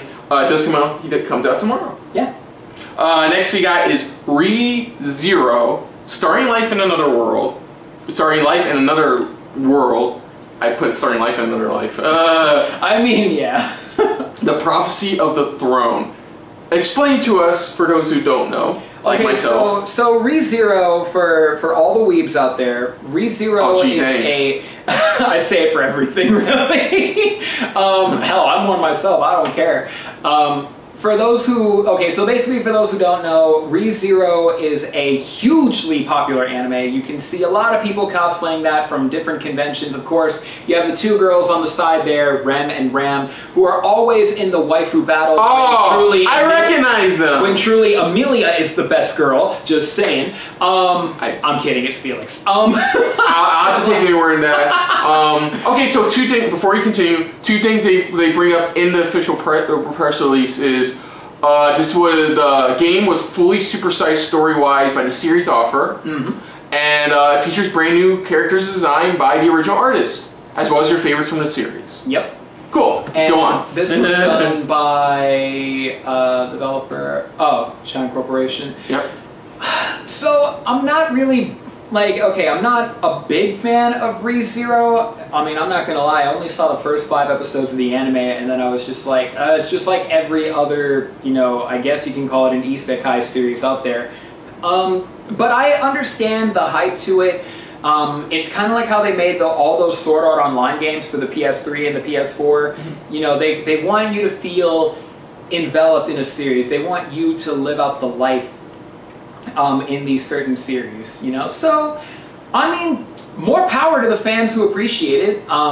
Me personally, I'm probably not gonna get it. I mean, it is Spike Chunsoft, but I'm probably gonna pass on this one. For all the people who love ReZero, I'd say give it a shot. Because, you know, after what I've seen, after everything that goes in, there's brand new characters, and again, the artwork was supervised by the original artist. The story is completely original and was approved by the author himself. So you know what? This might be a game for you, especially if you're a diehard fan of visual novel games. No confirmed release date for it. No confirmed release date yet. But you can pre-order. It says right there on the link. You can pre-order. Okay, so next up we got Fallen Legion Revenants. This is the one where I said it kind of looked like the Valkyrie profile gameplay style. Yeah, like Valkyrie profile. Look at that shot. That's a nice shot. That's beautiful. Okay, so there you go. The cinematics, like, wow. So yeah, it's more akin to Valkyrie profile. It's like a 2D setting. Let's see, the earth is scarred with beasts mutated by the plague. While lose quarantine from the horrors below. Loosen. Okay, so we're just saying, like, fuck the government, they haven't been helping us out with this plague thing. Sounds familiar. Let's see, what'd you think about it? When I first saw the cutscene... Hold on a sec. I just realized the developer's name, and it's fucking hilarious. Developer... Yummy Tummy Inc. Oh my god. Okay, continue. So yeah, the same thing. I saw the Valkyrie Chronicles vibe, the Cross Zone vibe too, for those who have played it. When I first saw the cutscene of the main dude, I think he's right there on the bottom right, he was sneaking around, kind of gave me a Rhythm Thief vibe to it. For those who don't know about Rhythm Thief, it's based on stuff like Rhythm Heaven, or Elite Beat Agents, where you play as a thief, of course, and you're running around and you got to time your beats right in order to hide from any security guards, any cops, that kind of stuff. And then it surprised me with this. And I thought, you know what? No, this is going to be a fun title, not going to lie. I gotta play more Valkyrie Chronicles, to be honest. I need to get back into it. It's something that I dropped a while ago, but after seeing this, it really makes me want to... Was that a giant whale? Yeah. Visually, for me personally, visually looks impressive. Most of these, most indie titles or titles where it's like, hey, a lot of people like 2D art still. Let's do that. It looks great. Combat-wise, I'm still not one of the fans of the strategic RPG styles. So this would probably be a path for me, but I can see the appeal of it because there isn't, especially for those who like games like Valkyrie Profile, or I think also vaguely reminds me of Project Cross Zone a bit. Oh yeah. But yeah, it looks good though. It does look good. So next up, NeoGeo Pocket Color Selection. Oh my god. Coming later this summer. Do we have an official? There it goes. Selection. So we got confirmation. Okay, so this is what we do know it's coming with. It's a collection coming to Switch. It's a collection of the NeoGeo Pocket game. So NeoGeo Pocket game. So according to this, we got King of Fighters R2, Samurai Shodown 2, Pocket Fighting Series, SNK Gals Fighters. Oh god. And yeah, those are the games coming currently for it. I believe, yeah, they even confirmed in the press release that more are coming down the line, but those are the starting lineup for it. Yeah. Comes out later this summer. Oh man. And what is your thoughts on this? Well, I played more King of Fighters and Fatal Fury than Street Fighter. Oh, and also the Art of Fighting. So this right there, I've only ever had a NeoGeo Pocket for like a while. I have no idea where that thing went. To this day, I'm still looking around for it. I think that might be long and gone. But it's a real fun thing. Like, if you've had a NeoGeo Pocket, you'll know that there were some fun little gems on that thing. So my childhood is pretty much blowing up right now. Seeing all this once again, I'm glad you're here. Yeah, my childhood is like blowing up right now. Like, my inner kid is just having a blasty blast looking at this. Blasty blast? A blasty blast. Sounds like something you get at DQ. Right? Can I have a large blasty blast for this? But for the starting lineup, I like it. SNK Gals Fighters, I like to joke around saying SNK Gals Fighters is the reason we have SNK Heroines. Yeah. Going back to all this, with the King of Fighters 14 currently out, and not to mention King of Fighters 15 in development, it's a real good way to go back and see how a lot of this, I guess you can say how the games evolved. You get to see it through the old generations, kind of like how you have Final Fantasy VII Remake, and then you have the Final Fantasy VII, I guess you can call them the elitists that come out going, well, it's not the same as the original FF7, but it gives people a reason to want to go back to play the original FF7. So it says purchase now, so I guess it's another Shadow Drop of Swords. But looks like it. Yeah, it comes pre-packed with 3 games, more to come. Now we gotta see what else. Is there any NeoGeo Pocket game you're looking forward to that will come to this collection? Oh my god. I thought I saw the background for the King of Fighters 98, but then again, that's what King of Fighters R2 is all about. If it's a pocket color selection, I kind of want to see if they're going to port in the portable edition of Psycho Soldier, which is where Athena comes from. Oh. Not Athena Asamiya from King of Fighters, but her previous life, the actual goddess Athena. So I kind of want to see if they're going to put that in there. Or if not, the actual Psycho Soldier game itself, which features Athena Asamiya. So, you know what? I don't know. I just want to see all the classic stuff come back. I want to see Psycho Soldier. I want to see if they're going to do something with the art of fighting. Definitely the art of fighting. I missed that one. Maybe a bit of World Heroes, Last Blade, possibly. I have no idea if they were on NeoGeo Pocket, but I would love to see it because I miss playing Hibiki. That was one of my favorites in Last Blade. So, not Last Blade, World Heroes. So, yeah. Cool. Or Mars People. Mars People is another fun hidden gem. So next up, well, we got one of your big happy yeah surprises. It's they properly lettered this work. Wait, what the heck? Mighty Switch Force Collection? I didn't see that in here. It goes. Oh, The Legend of Heroes Trails of Cold Steel 4 coming October 27th to PlayStation 4 or I believe it's also they are confirmed that in 2021 will be also coming to the Switch and PC. Now, I have nothing to say about this because all I will say is I know about the Trails of Cold Steel series. I know that there was a couple of them that came to PSP, if I recall. Yeah, it was on the Vita. I know, and like I said in the reaction, I know that if you're in the know for this game, it's highly regarded as one of the more underrated JRPG franchises out right now. It really is. Now, go on. So, The Legend of Heroes was a franchise that originally started on the PSP, so Kristen, you are right about that.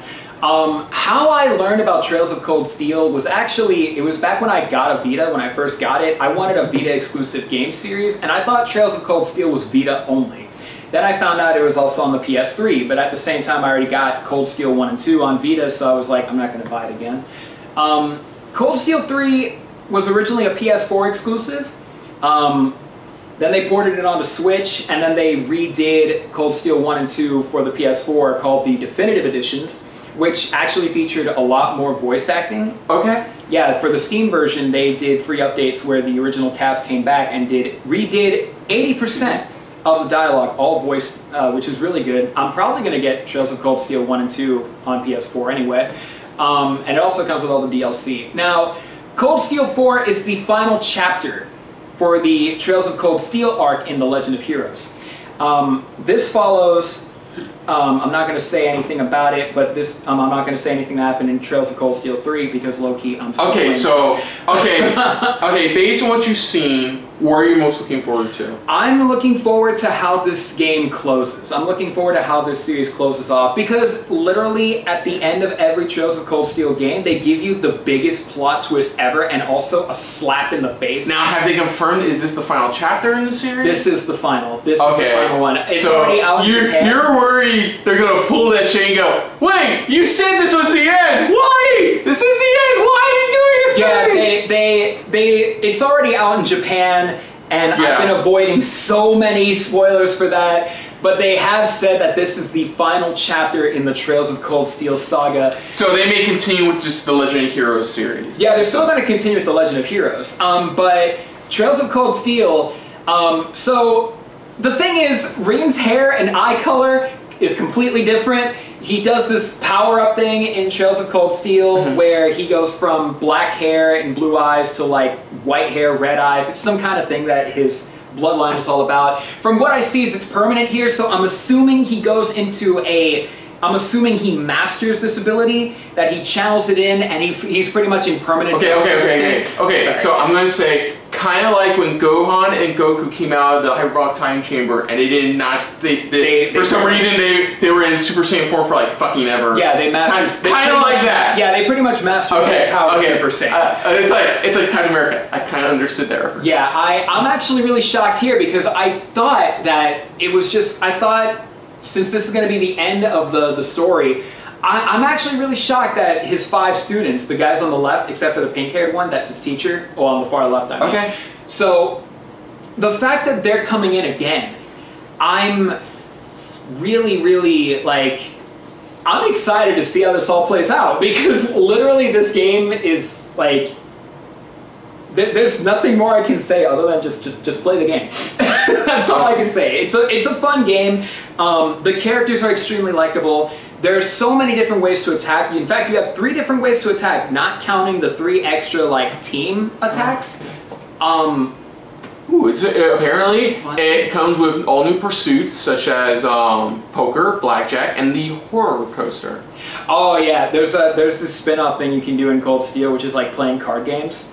It's like a battle card game. Only in an RPG is the fate of the world up for grabs, and I'm taking a break to play some blackjack. Oh no, it's not blackjack. It was like actual battle monster cards. No, I know. I'm just making a general joke about most JRPGs. I'm just tropes. shocked that they added more side stuff like that, like adding a casino saga. Okay, I'm guessing because Reen is old enough to drink. Probably. That's probably the only thing, because they mention it in Cold Steel 3. Okay, so next up is Death End Quest 2. I'm not stuttering or anything. I believe that's how you say it. Yeah. So, we were talking about this when it popped up. You said it was like a JRPG meets murder horror mystery vibe. That's what my fiance told me about. Explain to me. Yeah, that's what my What you know from your fiance. What do you know? All I know is that she's been hyping about this game, and I'm not gonna lie, I'm interested. I'm interested because it is Idea Factory. I want to look more into it. It's just a bummer right now that it's only on PS4 and Steam. Because the Switch version of there is a Switch port of Death and Request. Well, I mean, there could be a 2021 coming. There was a lot. Well, I didn't bring up. I won't bring it up later. But the one thing I noticed was like it's either coming this fall or it's coming early next year. Probably. Or if you're that new game from the Messenger developer, coming out in 2 years. Probably. But okay, what can you tell me about this game that they can't tell me? From what it looks like is this is just from what I can tell by the screenshots. Yes, it is a JRPG. The characters in here, they look. It's obviously a supernatural thing. It kind of gives me a Persona vibe, like an original Shin Megami Tensei vibe. I don't know. There's nothing really I can say about it because I haven't actually looked at it. I haven't actually looked at gameplay other than screenshots. And like I said, my fiance has been hyping the first game out. So you're gonna you know what you need to do, right? Oh, yeah. You need to rewatch this, but you record your fiance's reaction. Yeah, I need to. Well, and we also need to actually get the game.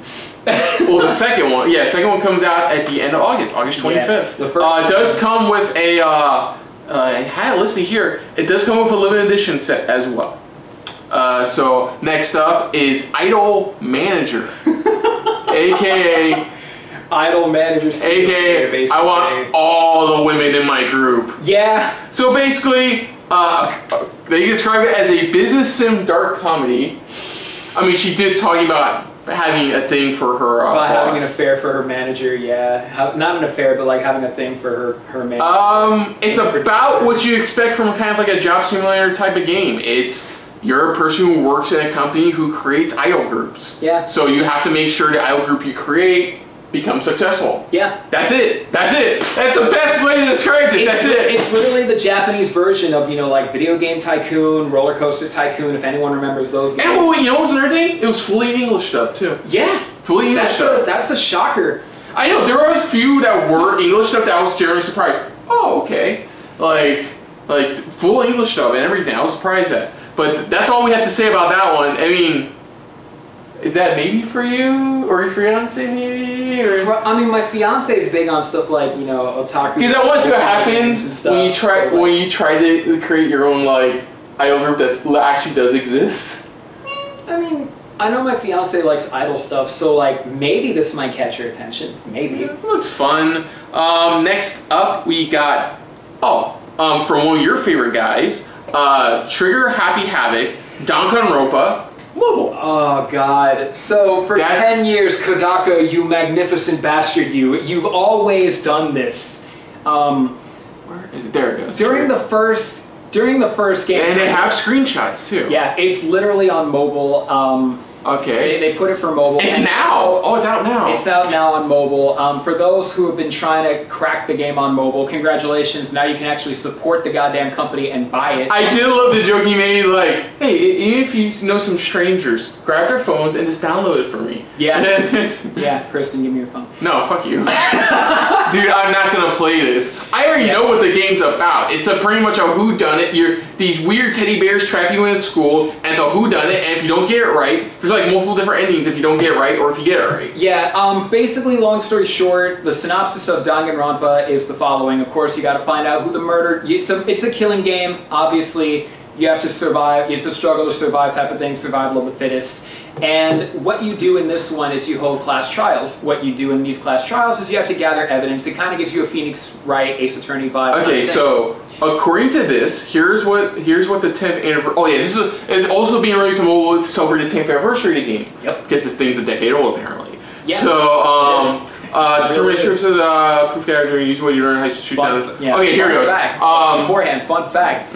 The reason why they stated it on PSP beforehand, shut up phone.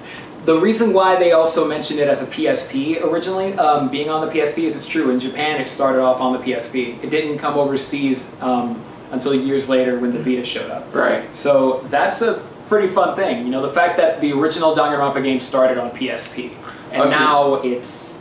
Okay, so according to this, the 3D map moving controls and UI have been revamped. The map jumping function has been improved along with various adjustments. The gameplay recently were done before. New galleries. Experience the Intimacy Gallery, okay, where you can replay your favorite characters and events whenever you want. The character gallery contains character sprites and voice lines, and the Ultimate Gallery featuring promotional illustrations and character sheets from the official artbook. Yeah. So let me know, based on the new gameplay stuff, what does he mean exactly? It looks to me as like... Here, I'll show off the screenshots too. It looks to me like, it looks like the cast came back to do more voice dubs for it. So that's just from what I can hear, from what I see right there, fully voiced. So it looks like they're going to do the same thing like what they did with Persona 4 Gold and Persona 5 Royal, and of course the definitive edition of Trails of Cold Steel 1 and 2, where most of the stuff that wasn't voiced over will be voiced over. That's just what it looks like to me right now. You can also choose what scene you want to play, because it's true, the only way you can see a couple scenes that are your favorites or your favorite still clips is by literally selecting the chapter and playing through it. Me personally, after I've already played it, I don't want to go through it again unless I want to, you know, complete the chapter perfectly, you know, and get the achievement for it. But, you know, it's the same thing. You can still unlock more stuff. It just looks like it's the same thing, but just another definitive edition. Okay, so yeah, the official name, because I was rearranging the words, it's Danganronpa Trigger, oopsies, I misspelled that. Trigger Happy Havoc Anniversary Edition. Yeah. So that comes out now. It's out now. So still other people's phones, and I'm downloading. Hey, that's what the guy says. Like, take strangers' phones, download this shit. Kirsten, before I leave. No, fuck you. No, I have no doubt. I have no doubt. This is not only to celebrate, but kind of probably tease a potential, you know, another game. I don't know. Like, they ended it perfectly, question mark, with Danganronpa V3. You can also get the complete series on PS4 redone, like not redone, but remastered. So you can do Danganronpa 1 and 2 Reload. You also have Danganronpa, another episode, Ultra Despair Girls, which takes place between 1 and 2. And then, of course, you have V3, Killing Harmony, which is on PS4 and PS Vita, if you still support the Vita. But okay, so next up, we got Café Enchanté, coming out fall 2020. It is a dating sim. You play a girl who inherits her father's Tokyo Cafe, which just so happens to be a cafe for supernatural mystical creatures. This includes King of Demons, a humanoid beast, a fallen angel, and a whole lot more. And the way this old man is holding this girl makes me feel like stranger danger. I think that's... It's supposed to be your grandfather, yeah. Yeah, it's supposed to be your grandfather. It's a dating. It's pretty much like a kind of a dating sim visual novel game. Yeah, it's one of the like key mass appeal game types in Japan. So like, yeah, just like how there's the otaku dating sim, you know, which is where the boys they romance all of the girl options. This is what's known as an otome game, which is basically the exact gender reversal. You know, so you're playing as a girl trying to romance all these guys. They're kind of like... The thing about otome games is that, unlike the otaku games, which is all about the perverted stuff, the otome games are more based on the romance. They're more based on the romantic aspect of it. Because obviously, you know, it's a girl's fantasy to want to be, you know, swept off her feet by any, you know, by the dude of her choice. So... And of course, they focus more on the artwork on that style. For example, the artwork I'm seeing right now is straight up beautiful, and it kind of reminds me of the artist from Vampire Knight. For anyone who remembers Vampire Knight. Okay, so that comes out fall 2020 to Nintendo Switch. I like how they have a straight up Doulahan. Like he was headless, and then you see that he's got a. That was weird. I found that weird. I found that weird. Like, wow, so you got a werewolf, a Doulahan, a Demon King. Okay, sure. This next one I don't blame them not having it. It's Escape from Asura, and this was nothing. It showed somebody underneath a bridge, I think a bridge, and that was it. Or something, yeah. And that was it. And it just said 2021. It's like, with a name like Escape from Asura, again, I played Asura's Wrath, so I learned to stay away from anyone named Asura, like real talk. So with a name like Escape from Asura, I don't know if that might be a person in general, because it's based off one of those, I believe it's based off the Indian god or something. I don't know if it's, Indian or Hindu. I really can't recall right now, but with a name like Escape from Asura, it does sound pretty scary. I'm assuming there's going to be a horror game or something. Maybe like a horror. We didn't get anything out of that except for like 2021. So next up, we got to see some Iga. Oh. So he said, yeah, we're doing a Curse of the Moon sequel. You guys loved the first one. We're doing a second one. And wow, man. I think it looks impressive. Of course, like with the first game, it's a nod to the more classic NES Castlevania games. Oh, yes. But with more of the style of Symphony and stuff like Shovel Knight, Symphony of the Night. Yeah. Controlled 4 different characters on the fly. We had basic Simon Belmont. Yeah, you had Scythia Belnads. Then we had Rule 34. Well, that was Scythia, yeah, the witch girl. And then, of course, you have the Gunner, who's literally Grant Dynasty. And then we literally had. And then you have Train guy. Alucard? Train bot guy. Mark? Train bot guy. We had this like train bot guy. Yeah, I mean and it's funny too because it's called Curse of the Moon, right? There's a title for Castlevania called Circle of the Moon, so like I want to say this is like a slap in Konami's face. So I'm curious to see. It's a direct sequel, so it's another prequel game, and it's a direct sequel to the first Curse of the Moon game. Perfect. Okay. Yes. Of course, yeah. That looks cool. I mean, I know you love the hell of the first one from the sound of it. Oh yeah. And the actual game. Yeah, like I'm a sucker for Castlevania, period. So like this right here is gonna be fun. It's really gonna be fun. Okay, so next up we got Guilty Gear Strive. They showed off gameplay of Millia and Zato. Go on, what'd you think? The thing, I've been following Guilty Gear Strive. I mean, I was one of the people who was a part of the closed beta for it. I'm not gonna lie, they took out a lot of stuff that made Guilty Gear, well, Guilty Gear, other than the UI. I'm really, really curious as to how they're gonna do. I hope that they actually do what they do best and listen to the fans, because a lot of fans have, and especially a lot of long, true Guilty Gear players, they've all been saying the same thing. It doesn't feel like Guilty Gear, other than the music. So I'm hoping Arc Systems, please listen to us. Put back all the things that made Guilty Gear, please. Yeah.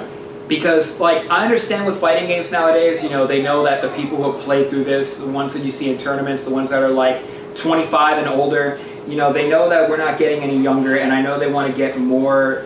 This is on a real talk here, coming from a competitive fighting game player. I want, help them learn to be better. Don't just give them auto combos. Don't cater just to them. I mean, you guys are doing well with Dragon Ball FighterZ, but you're literally making auto combos chain on whiff. And it just doesn't feel right. What did you think of the gameplay they showed? The gameplay they showed... Sure, I have nothing to say about that. Yeah. I mean, again, it's Guilty Gear. The cinematics are good. Cinematics are real good. I'm just curious. I'm just like really, really scared for this title because it's a straight up hit or miss. And I really want this to be a hit. I really want this to be a hit so bad, especially since it's the 4th installment. But, I mean, yeah, you got Millia and Zato, so congrats on that, but I'm just really, I'm iffy on this title. I'm really iffy. Okay, so, next up, let's see. Here we go. We got Fairy Tail, well, just Fairy Tail. Fairy Tail the game, being done by Gust. Done by Gust? Oh, those are the same people who did Knights of Azure. Yeah. So is it see, that's what I don't get. Is it an RPG or is it a fighting game? I want to say it's one of those like travel adventures, like beat 'em up kind of things. Because you have, if it's done by Gust, if you've played Knights of Azure, you'll know the cinematics in there. If you've played, what's that new Dragon Ball game that came out? Kakarot? Dragon Ball Z Kakarot? You know, you get to free run around, you get to do all that stuff. And of course, with every other One Piece game, you know, it's a beat 'em up type of thing where you adventure, kind of like Naruto, Uzumaki Chronicles. I want to say it's just one of those things where you go out, you go on missions, and you free roam. I don't think this is going to be an arena fighter. If it is, cool, but it's Gust, so I don't see it being a fighter. I can see it being an RPG or one of those free action beat 'em up kind of things. Yeah. It just depends on what they have for it. I don't have much to say either. Visually looks impressive. Yeah, definitely. It's probably going to be that. It's probably going to be that. I don't think any actual gameplay, like you playing the game, has been shown yet. Just in gameplay footage. Not yet. The only thing I was able to see from the video was that they had something showing numerical damage during one of the. I'm guessing it's like a super that they do. Yeah. So I'm assuming that it's going to be an RPG because showing the numerical damage. But then again, they showed that same thing with with Knights of Azure, where you're able to walk around, slash stuff, attack things left and right, and then it still shows numerical damage. So I'm still not sure if it's going to be an RPG, like a turn-based RPG, or a free-roaming RPG. Only time will tell on this one. Right. Yeah, I know. I have some friends who are looking forward to it. So hopefully they have an English dub with it as well. Next up, we got Samurai Shodown Ultimate Collection. Oh, NeoGeo Collection. Sorry. I already heard about this. I believe. Yeah, I already heard about this. It's like it comes with all of them, including a very rare, never officially released version of Samurai Shodown 5 called Samurai Shodown 5 Perfect. Yep. It comes with everything. It comes with all 5 games. Online has rollback netcode, has video game background developer interviews, has all the music tracks. Oh, yes. Comes with an insane looking collector's edition. Yes, it does. Being brought to us by Limited Run. Pre-orders have opened officially. It comes out July 28th on digital right now. As of right now, only digital. Comes out July 28th. Summer 2020 4D Collector's Edition. So I love how for the Collector's Edition it literally shows the Japanese title, Samurai Spirits. So like that's still cool to see. Okay, one new thing I'm learning here is you can actually switch between the Japanese and English versions of the arcade games. Yes, you can. That's cool. You can. They did something similar with that with the Mega Man Legacy Collection, where like you can switch between English and Japanese, and then in the Mega Man X Legacy Collection you can do the same thing: English America, English Europe. Japan, China, and I think Russian. Yeah. But that's I'm okay with that. I like this. It's really cool. Hopefully they get all down packed. I know there's, like you, there's definitely those not hardcore fans, but those fighting fans who are very specific about certain aspects. Oh yes. Like I know one thing a lot of people are gonna like is the rollback netcode. They're going for rollback netcode, which is appeals to a lot of people. Oh yeah. Hell, like even Arc Systems, we didn't bring that. We're bringing it up, but like Arc Systems even like have a rollback this time. Arc Systems needs to get on that, please. For the previous stuff that's still currently out. They need to get on that. Their current stuff. They say that they're doing that with Dragon Ball Fighters, but I still have not seen it yet. Arc Systems, please, for the love of God. So, from this NeoGeo collection, which Samurai Shodown game are you looking forward to replaying the most? The first thing I'm looking to play out is Perfect. That's the one I want to see. I want to see what this perfect rendition of Samurai Shodown 5 has to offer. Yeah. You know, it's funny, we have Samurai Shodown 1 through 5 in here, and yet I love how SNK still continues to deny the existence of Samurai Shodown Zen. I don't get it either. Basically, Samurai Shodown Zen is like the black sheep of the Samurai Shodown game collection. It was on what, Xbox 360? I believe so. It was fucking horrible. And everyone's like, oh, hey, what about Samurai Shodown Zen? And SNK literally is like, what? Here we go. Next up, we got Piofiore. Okay, cool. I spelled it Piofiore. Piofiore? Piofiore. Faded Memories. Okay. This one's another dating sim of sorts, but this time he is your girl. It's another. What would you call it? It was it's the gender swapped opposite of most visual novels. Yeah, it's another Ultimate game. It's an Ultimate game. I gotta remember that because now it's a new term. Hey, look, I learned what the word hentai meant from a friend. So I feel that. Like what it means and what it means, you know. But yeah, pretty much you're a woman stuck in the middle of this feuding war between two rival gangs in this city. Between three. Yeah, three. It's three criminal organizations fighting for territory, and unfortunately, you play as the main girl who happens to be in the center of everything going down. Yeah. Okay, cool. Has a guy who looks like Eisen. Moving on. Yeah.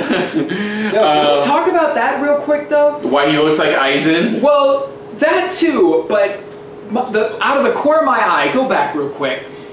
No, I mean, like, literally go back to the game selections. Okay, real quick. Why did they not talk about Mighty Switch Force collection right there?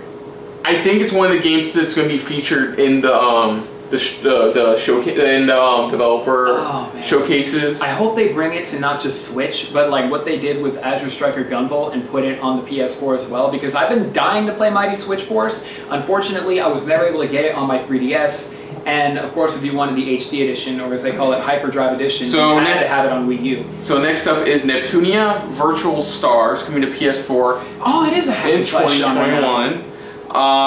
So I don't know anything. I know vaguely about Neptunia. I know it's like idol thing mixed with video game thing. Yeah, like they have this. I remember Richard. He told me about how in Neptunia you have this council. It's like the Knights of the Round Table, but they call it the Knights of the Red Ring. So really, like, obviously homage to the Red Ring Death. Yeah. I mean, it seems fun. I mean, would this be a game you would be willing to try out? It's a hack and slash, so possibly, you know, like, I'm a big fan of hack and slash games, you know, like, obviously not just Devil May Cry, but they introduced the Fate games to make hack and slash, like Fate Extella. So, if it's something like this, I can definitely give it a go, because I'm really, really late to Neptunia, and hell, just finding the original game, Hyperdimension Neptunia, oh my god, that shit skyrockets. This one, which is the most generic, no offense to the developers, is the most generic video game title, generic title I've ever heard, and that is Pretty Princess Party. I swear to God, I've seen a commercial where they use this generic title. I don't remember where. Right. But it's from Nippon, Columbia. Like I said, the only thing I know them, they did the physical release of the full Breath of the Wild soundtrack. Not much else other than that. It looks like a life simulation game, so I'm assuming you're playing a princess and you're just making sure your city isn't burnt. That's the only thing I can think of. There's also decorating features. You can choose hairstyles. You can create different things for your castle. Different mini games, cake decorate. It's like definitely not me, but I can understand the appeal. I mean, they're just people who want to believe they're a princess. Just let them. That's all I got. Let them live but that is all I got. And remember what I said? I thought it said slave the princess. Yeah. Wait, what? But that's all I got for that. Then we got one, aka the longest title in the world, Shiren the Wanderer, the Tower of Fortune, and the Dice of Fate. And if it would work, there we go. Yeah, it's a roguelike in more of a classic traditional sense of roguelike games, and it looks pretty sweet. We both got like Mana Chrono Trigger vibes visually. It is a port. Apparently, it is an enhanced port of the original title that includes bonus dungeons not found in the short release.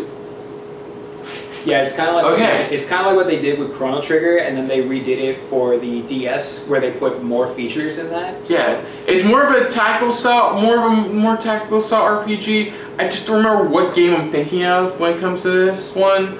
But the Nintendo Switch Steam release is 2020, which is cool. So by the end of this year, yeah, but it looks fun. Comes with little cat slimes that dart you somewhere if you're not wanted.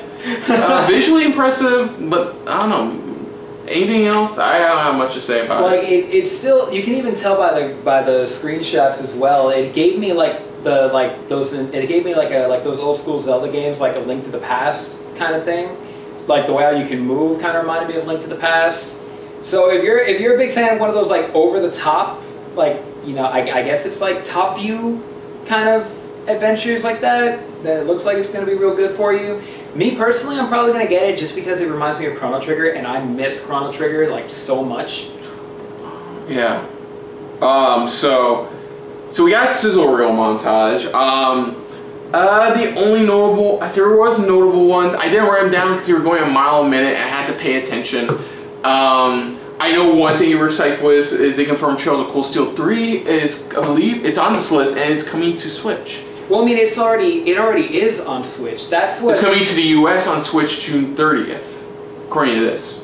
But that's weird because it's already out. It's already released on Switch. I don't understand why would. Wow, it comes with French text. That's cool.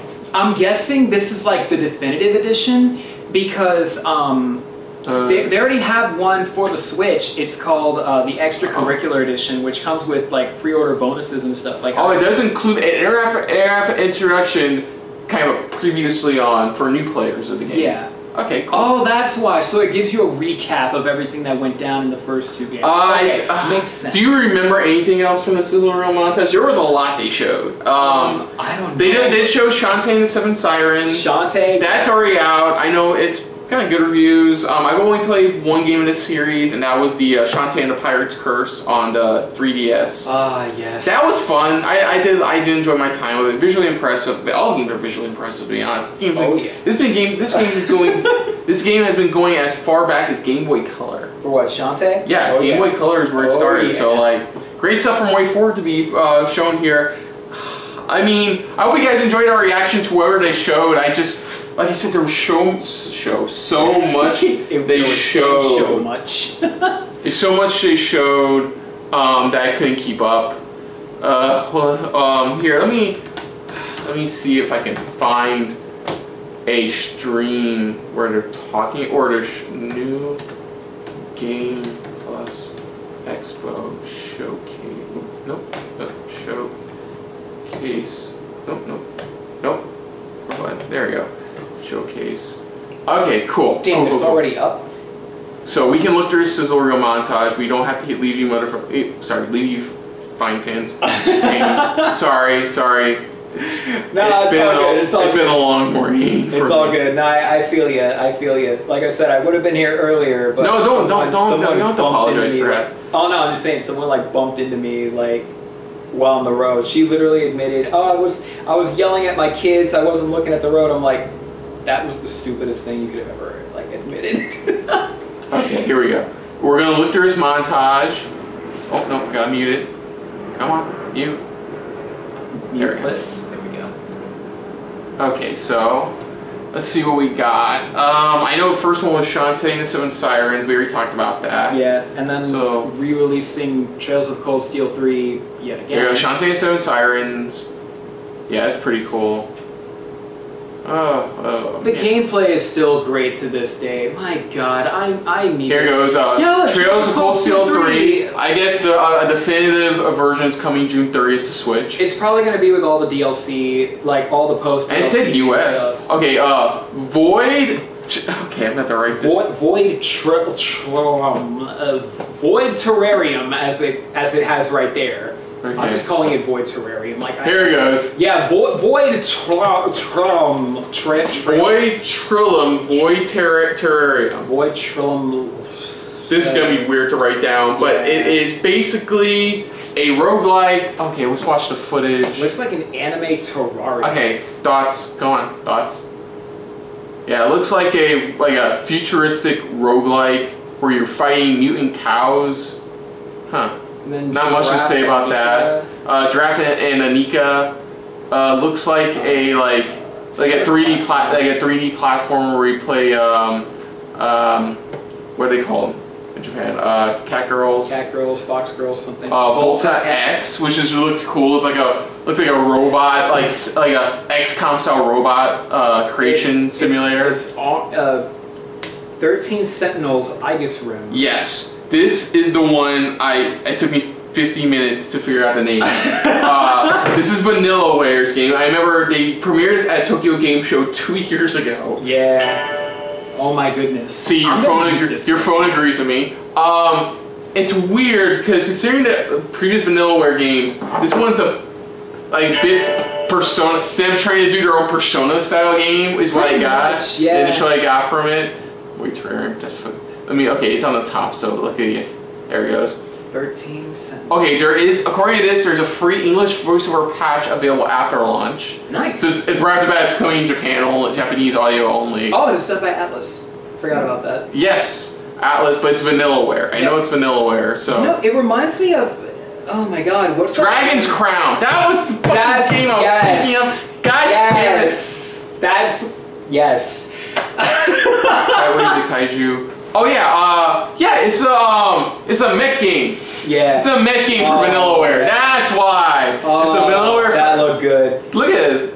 Yeah, but it looks like in the non-mech fights, it's definitely Vanillaware. You can tell. Oh yeah. It looks fun. It looks good. It's Vanillaware. I think Vanillaware is really hit. It's a lot more hit than miss. It's Dragon's Crown with mechas. I'm down with this. Yeah, I mean, they don't really show any mech combat in this short snippet, though. Yeah, they're just showing some things that go on. RPG Maker Miv. Yeah. Oh, yeah. It's RPG Maker. We'll let the footage play. Yeah, you basically make your own RPGs and you go on about it. I've seen people use RPG Maker, real talk, to see about doing an enhanced version of The Legend of Dragoon. Yeah, I know, I've seen it. Oh, and not for Legend of Dragoon, but I've seen a lot of people create use of RPG Maker. Oh yeah, and with RPG Maker, someone made an on par sprite of Dart. Cool. Literally with RPG Maker, you can make any of your RPG games. Pretty 1 and 2 Exploded and Reloaded. I may have to look this up a bit because I know it's a side game of the Disgaea games featuring more of the mascot of the series. Yeah, it's like a Disgaea spin-off, I guess. There goes. Pretty 1 and 2 Exploded and Reloaded. Because the Switch, the 13 for us and then the 16 for Europe. It's a bundled pack, a definitive edition pack of Prinny 1, Can I Really Be the Hero, and Prinny 2, Dawn of Operation Panties, Dude. Yeah. Okay. So, fuck this game. Yeah, but it looks like a remastered re-release of the first 2 games. It's bundled both together for Switch. For those who are Disgaea diehards, I know you're gonna get this game. I know Exploded and Reloaded. That's just that sounds offensive, but not offensive to be fair, that's what they do. Robotics notes. Okay, this looks cool. I really, really like how this is going. It kind of gives me that Digimon Story Cyber Sleuth vibe, but with robots. Robots. Like Metabots in that format. There's Robotics Notes double pack. I love the rating. Okay, the ratings. Okay, it's 2 games in one. It's Robotics Notes Elite and Robotics Notes Dash.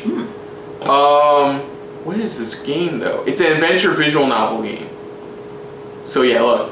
Oh, nice. Yes. Yeah, so there's mechs, but primarily it's a visual novel experience. Yeah, it's one of those visual novel hybrid kind of things. You know, kind of like how Melty Blood is a visual novel / fighting game hybrid. Fun. Mad Rat Dead. Okay, Mad Rat Dead. This looks like Dead Cells, but Not Dead Cells. Matter at Dead. Here we go. Matter at Dead. Okay. Really gorgeous looking 2D platform. Oh yeah, this is the rhythm game. This is the platformer rhythm game that we saw. Okay. Tasomachi, that's what I was looking Sorry, I was looking. Let's see, Nippon is another Nippon Ichi software game. Ratstream has been unfulfilled before his death. That is until he gets a second chance at life. Created the opportunity to redo his last stand of pretty much utilized Rice found power to pump his heart in time into music. So it's a weird version of Crank. But with anime and a rat. Yeah. Okay, that looks appealing. Oh, I mean, boy. It looks fun. The thing is, I played a rhythm adventure game with Krypton Necrodancer. I'm currently playing one with Cadence of Hyrule. Oh, okay. So they're not easy. The rhythm games? They're not exactly easy, but if you can learn how the rhythm goes, you can do pretty well with them. Oh, so next up we got Tasomachi.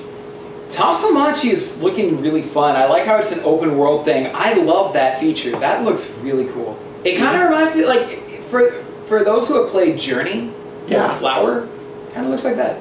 Kind of looks like that. Let me see if I can. I think this is it. Yeah, that's the one. Tasomachi, Tasogare ni Nemuru Machi. That's a mouthful. Or just Tasomachi. Adventure game where you freely explore Oriental fantasy world. They said I didn't. Take on the role of Yukumo as she explores a mysterious city and uses various items found along the way to serve power to her grounded airship. It's described as a 3D action adventure game. Let's see the pics. I mean, it looks nice. The environments look nice. It really does. Like, it kind of brings me back to Heavenly Sword. Not like if it wasn't for the stereotypical proto anime girl, I would have gone. Yeah. I would have not been. I would be like, this looks nice. I'm like, then when she showed up, I'm like, oh no, it's a game from Japan.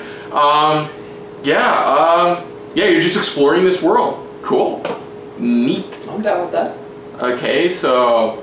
Bright Memory, we already talked about this. It's the actual name is Bright Memory Infinite, the one they're showing here. Yeah. It was a demo-only game, showcasing what they can do. I guess Microsoft picked them up for Xbox Series X, and they're getting a full game called Bright Memory Infinite. Okay. It looks so cool. It has it's like first-person shooter Bulletstorm vibes. Ooh, nice. Yeah, look at that. See. Ooh. Yeah, that's how the end of trailers for you driving a car. I like that electro pull. Like, it kind of brings me back to Counter-Strike mods and stuff. And then last, but certainly not least, we got the trailer, first world premiere trailer for East 9, Monstrum Nox, coming in 2021. Oh, Falcom. Falcom. So not Trails of Cold Steel. You all made me wait. Trails of Cold Steel. Oh, and all I did was, oh yeah. Well, okay. No, because here's the thing. Falcom has been teasing if they get enough sales for Trails of Cold Steel 3 or Trails of Cold Steel 4 that they were gonna announce. They were gonna port. They were gonna bring Trails in the Sky over to overseas, because right now it's only Japan exclusive. Trails in the Sky takes place before Trails of Cold Steel, well, during the events of Trails of Cold Steel. Just a different spin-off, because they have Trails in the Sky characters in Trails of Cold Steel. And then they have Trails of Zero, which is before Trails in the Sky, well, in between Trails in the Sky and Trails of Cold Steel. So they keep saying that they were going to push Trails of Zero and Trails in the Sky, so I thought, oh, it's Trails in the Sky. Finally, they met their quota, and no, they're just like, no, here's a new East title. And I'm like, well, that's not what I wanted. Better late than never. I'll take it. Okay. I'll take it. So according to this, it does come with familiar mechanics such as flash dodge and flash guard, allow you to outmaneuver your foes. With new additions such as gifts and boost mode further augment your ability to fight. Explain. Basically, they take this game engine. If you haven't seen Tokyo Xanadu, which is another game that Falcom has done. Oh boy. Thank you. Tokyo Xanadu is basically one of those free roam type of thing. Not really a free roam. You basically go about into different dungeons, like supernatural dungeons. Okay. And you have different combos that you can do. You can cancel out, upgrade your weapons, do different kind of spells, certain ultimate abilities that you can only do with certain characters. In Tokyo Xanadu, you can, I think, if I remember correctly, it's been a while since I played Tokyo Xanadu, you can have up to 2 people at a time. or up to 3 people at a time per dungeon, and you basically team up and you fight all these mysterious monsters. What East 9, I can definitely see that they took examples from the Tokyo Xanadu game engine, and all they did was just revamp it, which looks really good because the combat for Tokyo Xanadu was real fun. It was really high-paced, cinematics were beautiful. It's Falcom, what do you expect? So I'm looking forward to this one. I really got to look into playing the East games, but East 9, because it's giving me nostalgic throwbacks to Tokyo Xanadu, I'm definitely going to give it some love. Okay, it also says it comes with, you get to play as the 6 notorious monstrum. Each has their unique gifts that grant abilities such as scaling sheer walls or taking any hours to break the city from shy creatures. Speaking of city, they're already touting a expansive, massive city to explore. I know East 8 was on a deserted island. Yeah, it was on a desert. So I guess it's been a game or two since they've been in a massive city. Yeah. And I know, like I said before, I know East 8 was received some good reviews. It did receive good reviews. No, it did. Every time I start talking about Trails of Cold Steel, I got one friend of mine who's always saying, okay, well now play East already. And I'm just like, leave me alone, hipster. I'm literally playing Trails. So like, because there's a new East title, yeah, it's going to give me motivation to want to get into the East games. Okay, so with that all being said, we'll start with, we'll go with your grade and what you thought what your favorite moment was. What I thought overall? Yeah, your grade. What was your grade? We go letter grades. For its first ever thing, I'm not gonna lie, it did real well. Like, this is the first ever expo that they've had like this. They brought out the big guns for all these developers. I'm really excited for everything that they have to offer. Some meh, but it's like on a ratio, I want to say like on the meh scale, you know, it's just eh. But everything else is looking really good. Honestly, I'm going to give it a 10 out of 10 for their first time. A plus, pretty much. S, like S tier. You want to go S tier? We know that. S tier. Okay, no. We're not Japan. Most Japan game. We don't go S tier. Just A plus. Okay, so I'm gonna give it an A plus. It's A plus. I will give it. Okay, as a critical review, I will give it an A minus. Okay. But my appeal for it bumps it up to an A because I was genuinely surprised about how much stuff when we go, huh?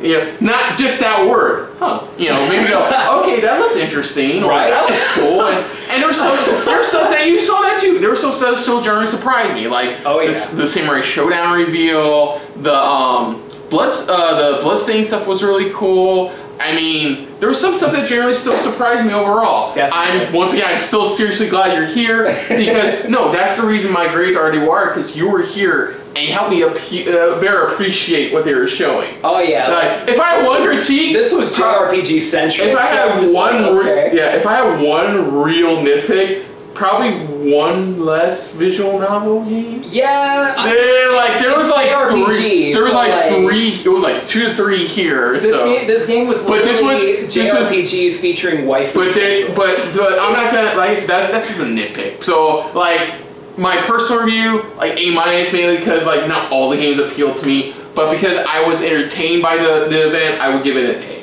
I feel that. I would give it an A. Favorite moment, shit. It's so hard to choose. It kind of is hard to choose, but you know what? I'll give it the one that generally surprised the fuck out of me, and that, as far as I know, I have to look back, but I would say the Samurai Shodown reveal for me was my favorite moment. Yeah, that was a total shot in the dark, but I mean, hell, that's how they're gonna roll with it. So you know what?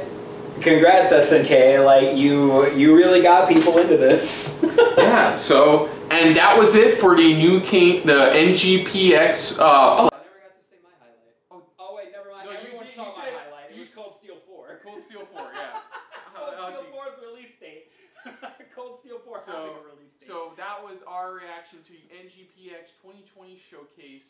So other than that, folks, if you're new to the channel, you can hit the like button. If you want to talk to us more about stuff like this, comment down below. If you want to share this around, share it around. And if you like us just a little bit more than anybody else, when it comes to talking about video games and what Japan has up their sleeves when it comes to video games, hit the subscribe button down below and hit that bell icon as well. So let us know what you thought of this showcase overall. What were your favorite moments? What were your least favorite moments? Was there stuff you like? Which stuff you're generally surprised at? Were there any moments that, just like me, you went, huh? You know, was there any moments like that appealed to you? Put down what you thought. Also, put down what you thought of our reaction overall. But most importantly, we thank you for watching. Where can they find you? You can find me on the YouTube channel VGX7. You can also check me out on both the streams that I do. One is Ultimate Gaming Live, which is VGX7's official gaming stream network. You can also look at my personal stream, which is, of course, XenoCrystal91. You can also find us on Twitter at VGX7 and on Instagram at VGX7. And, of course, all those links will be down in the description below. But, oh, cool. Sorry, let me rephrase this. So on the next episode of SRBTV, we're back to it being me and my brother for the next one. It really depends on when they show this. So Thursday, they are having a Cyberpunk event. Ooh. Cyberpunk 2077 event. Ooh. It got delayed. It got delayed by a couple weeks, but apparently it's officially Thursday. The problem: no time for this event. There's no actual time for this event. So if they show anything, on a next special episode of SRBTV, we will be tackling the Night City event for Cyberpunk 2077. But until next time, folks, I'm Kristen. And I'm Edwin. And this has, of course, been a very video games come from Japan filled episode of SRBTV. So we will see you next time. There you go. Later, next time that works. Hey guys, thanks for watching. If you want to check out our previous reactions, or any one of our other SRB shows, check out one of our playlists down below. If you want to check us out in the social universe, you can find us on Twitter and Stardust at Super React Bros.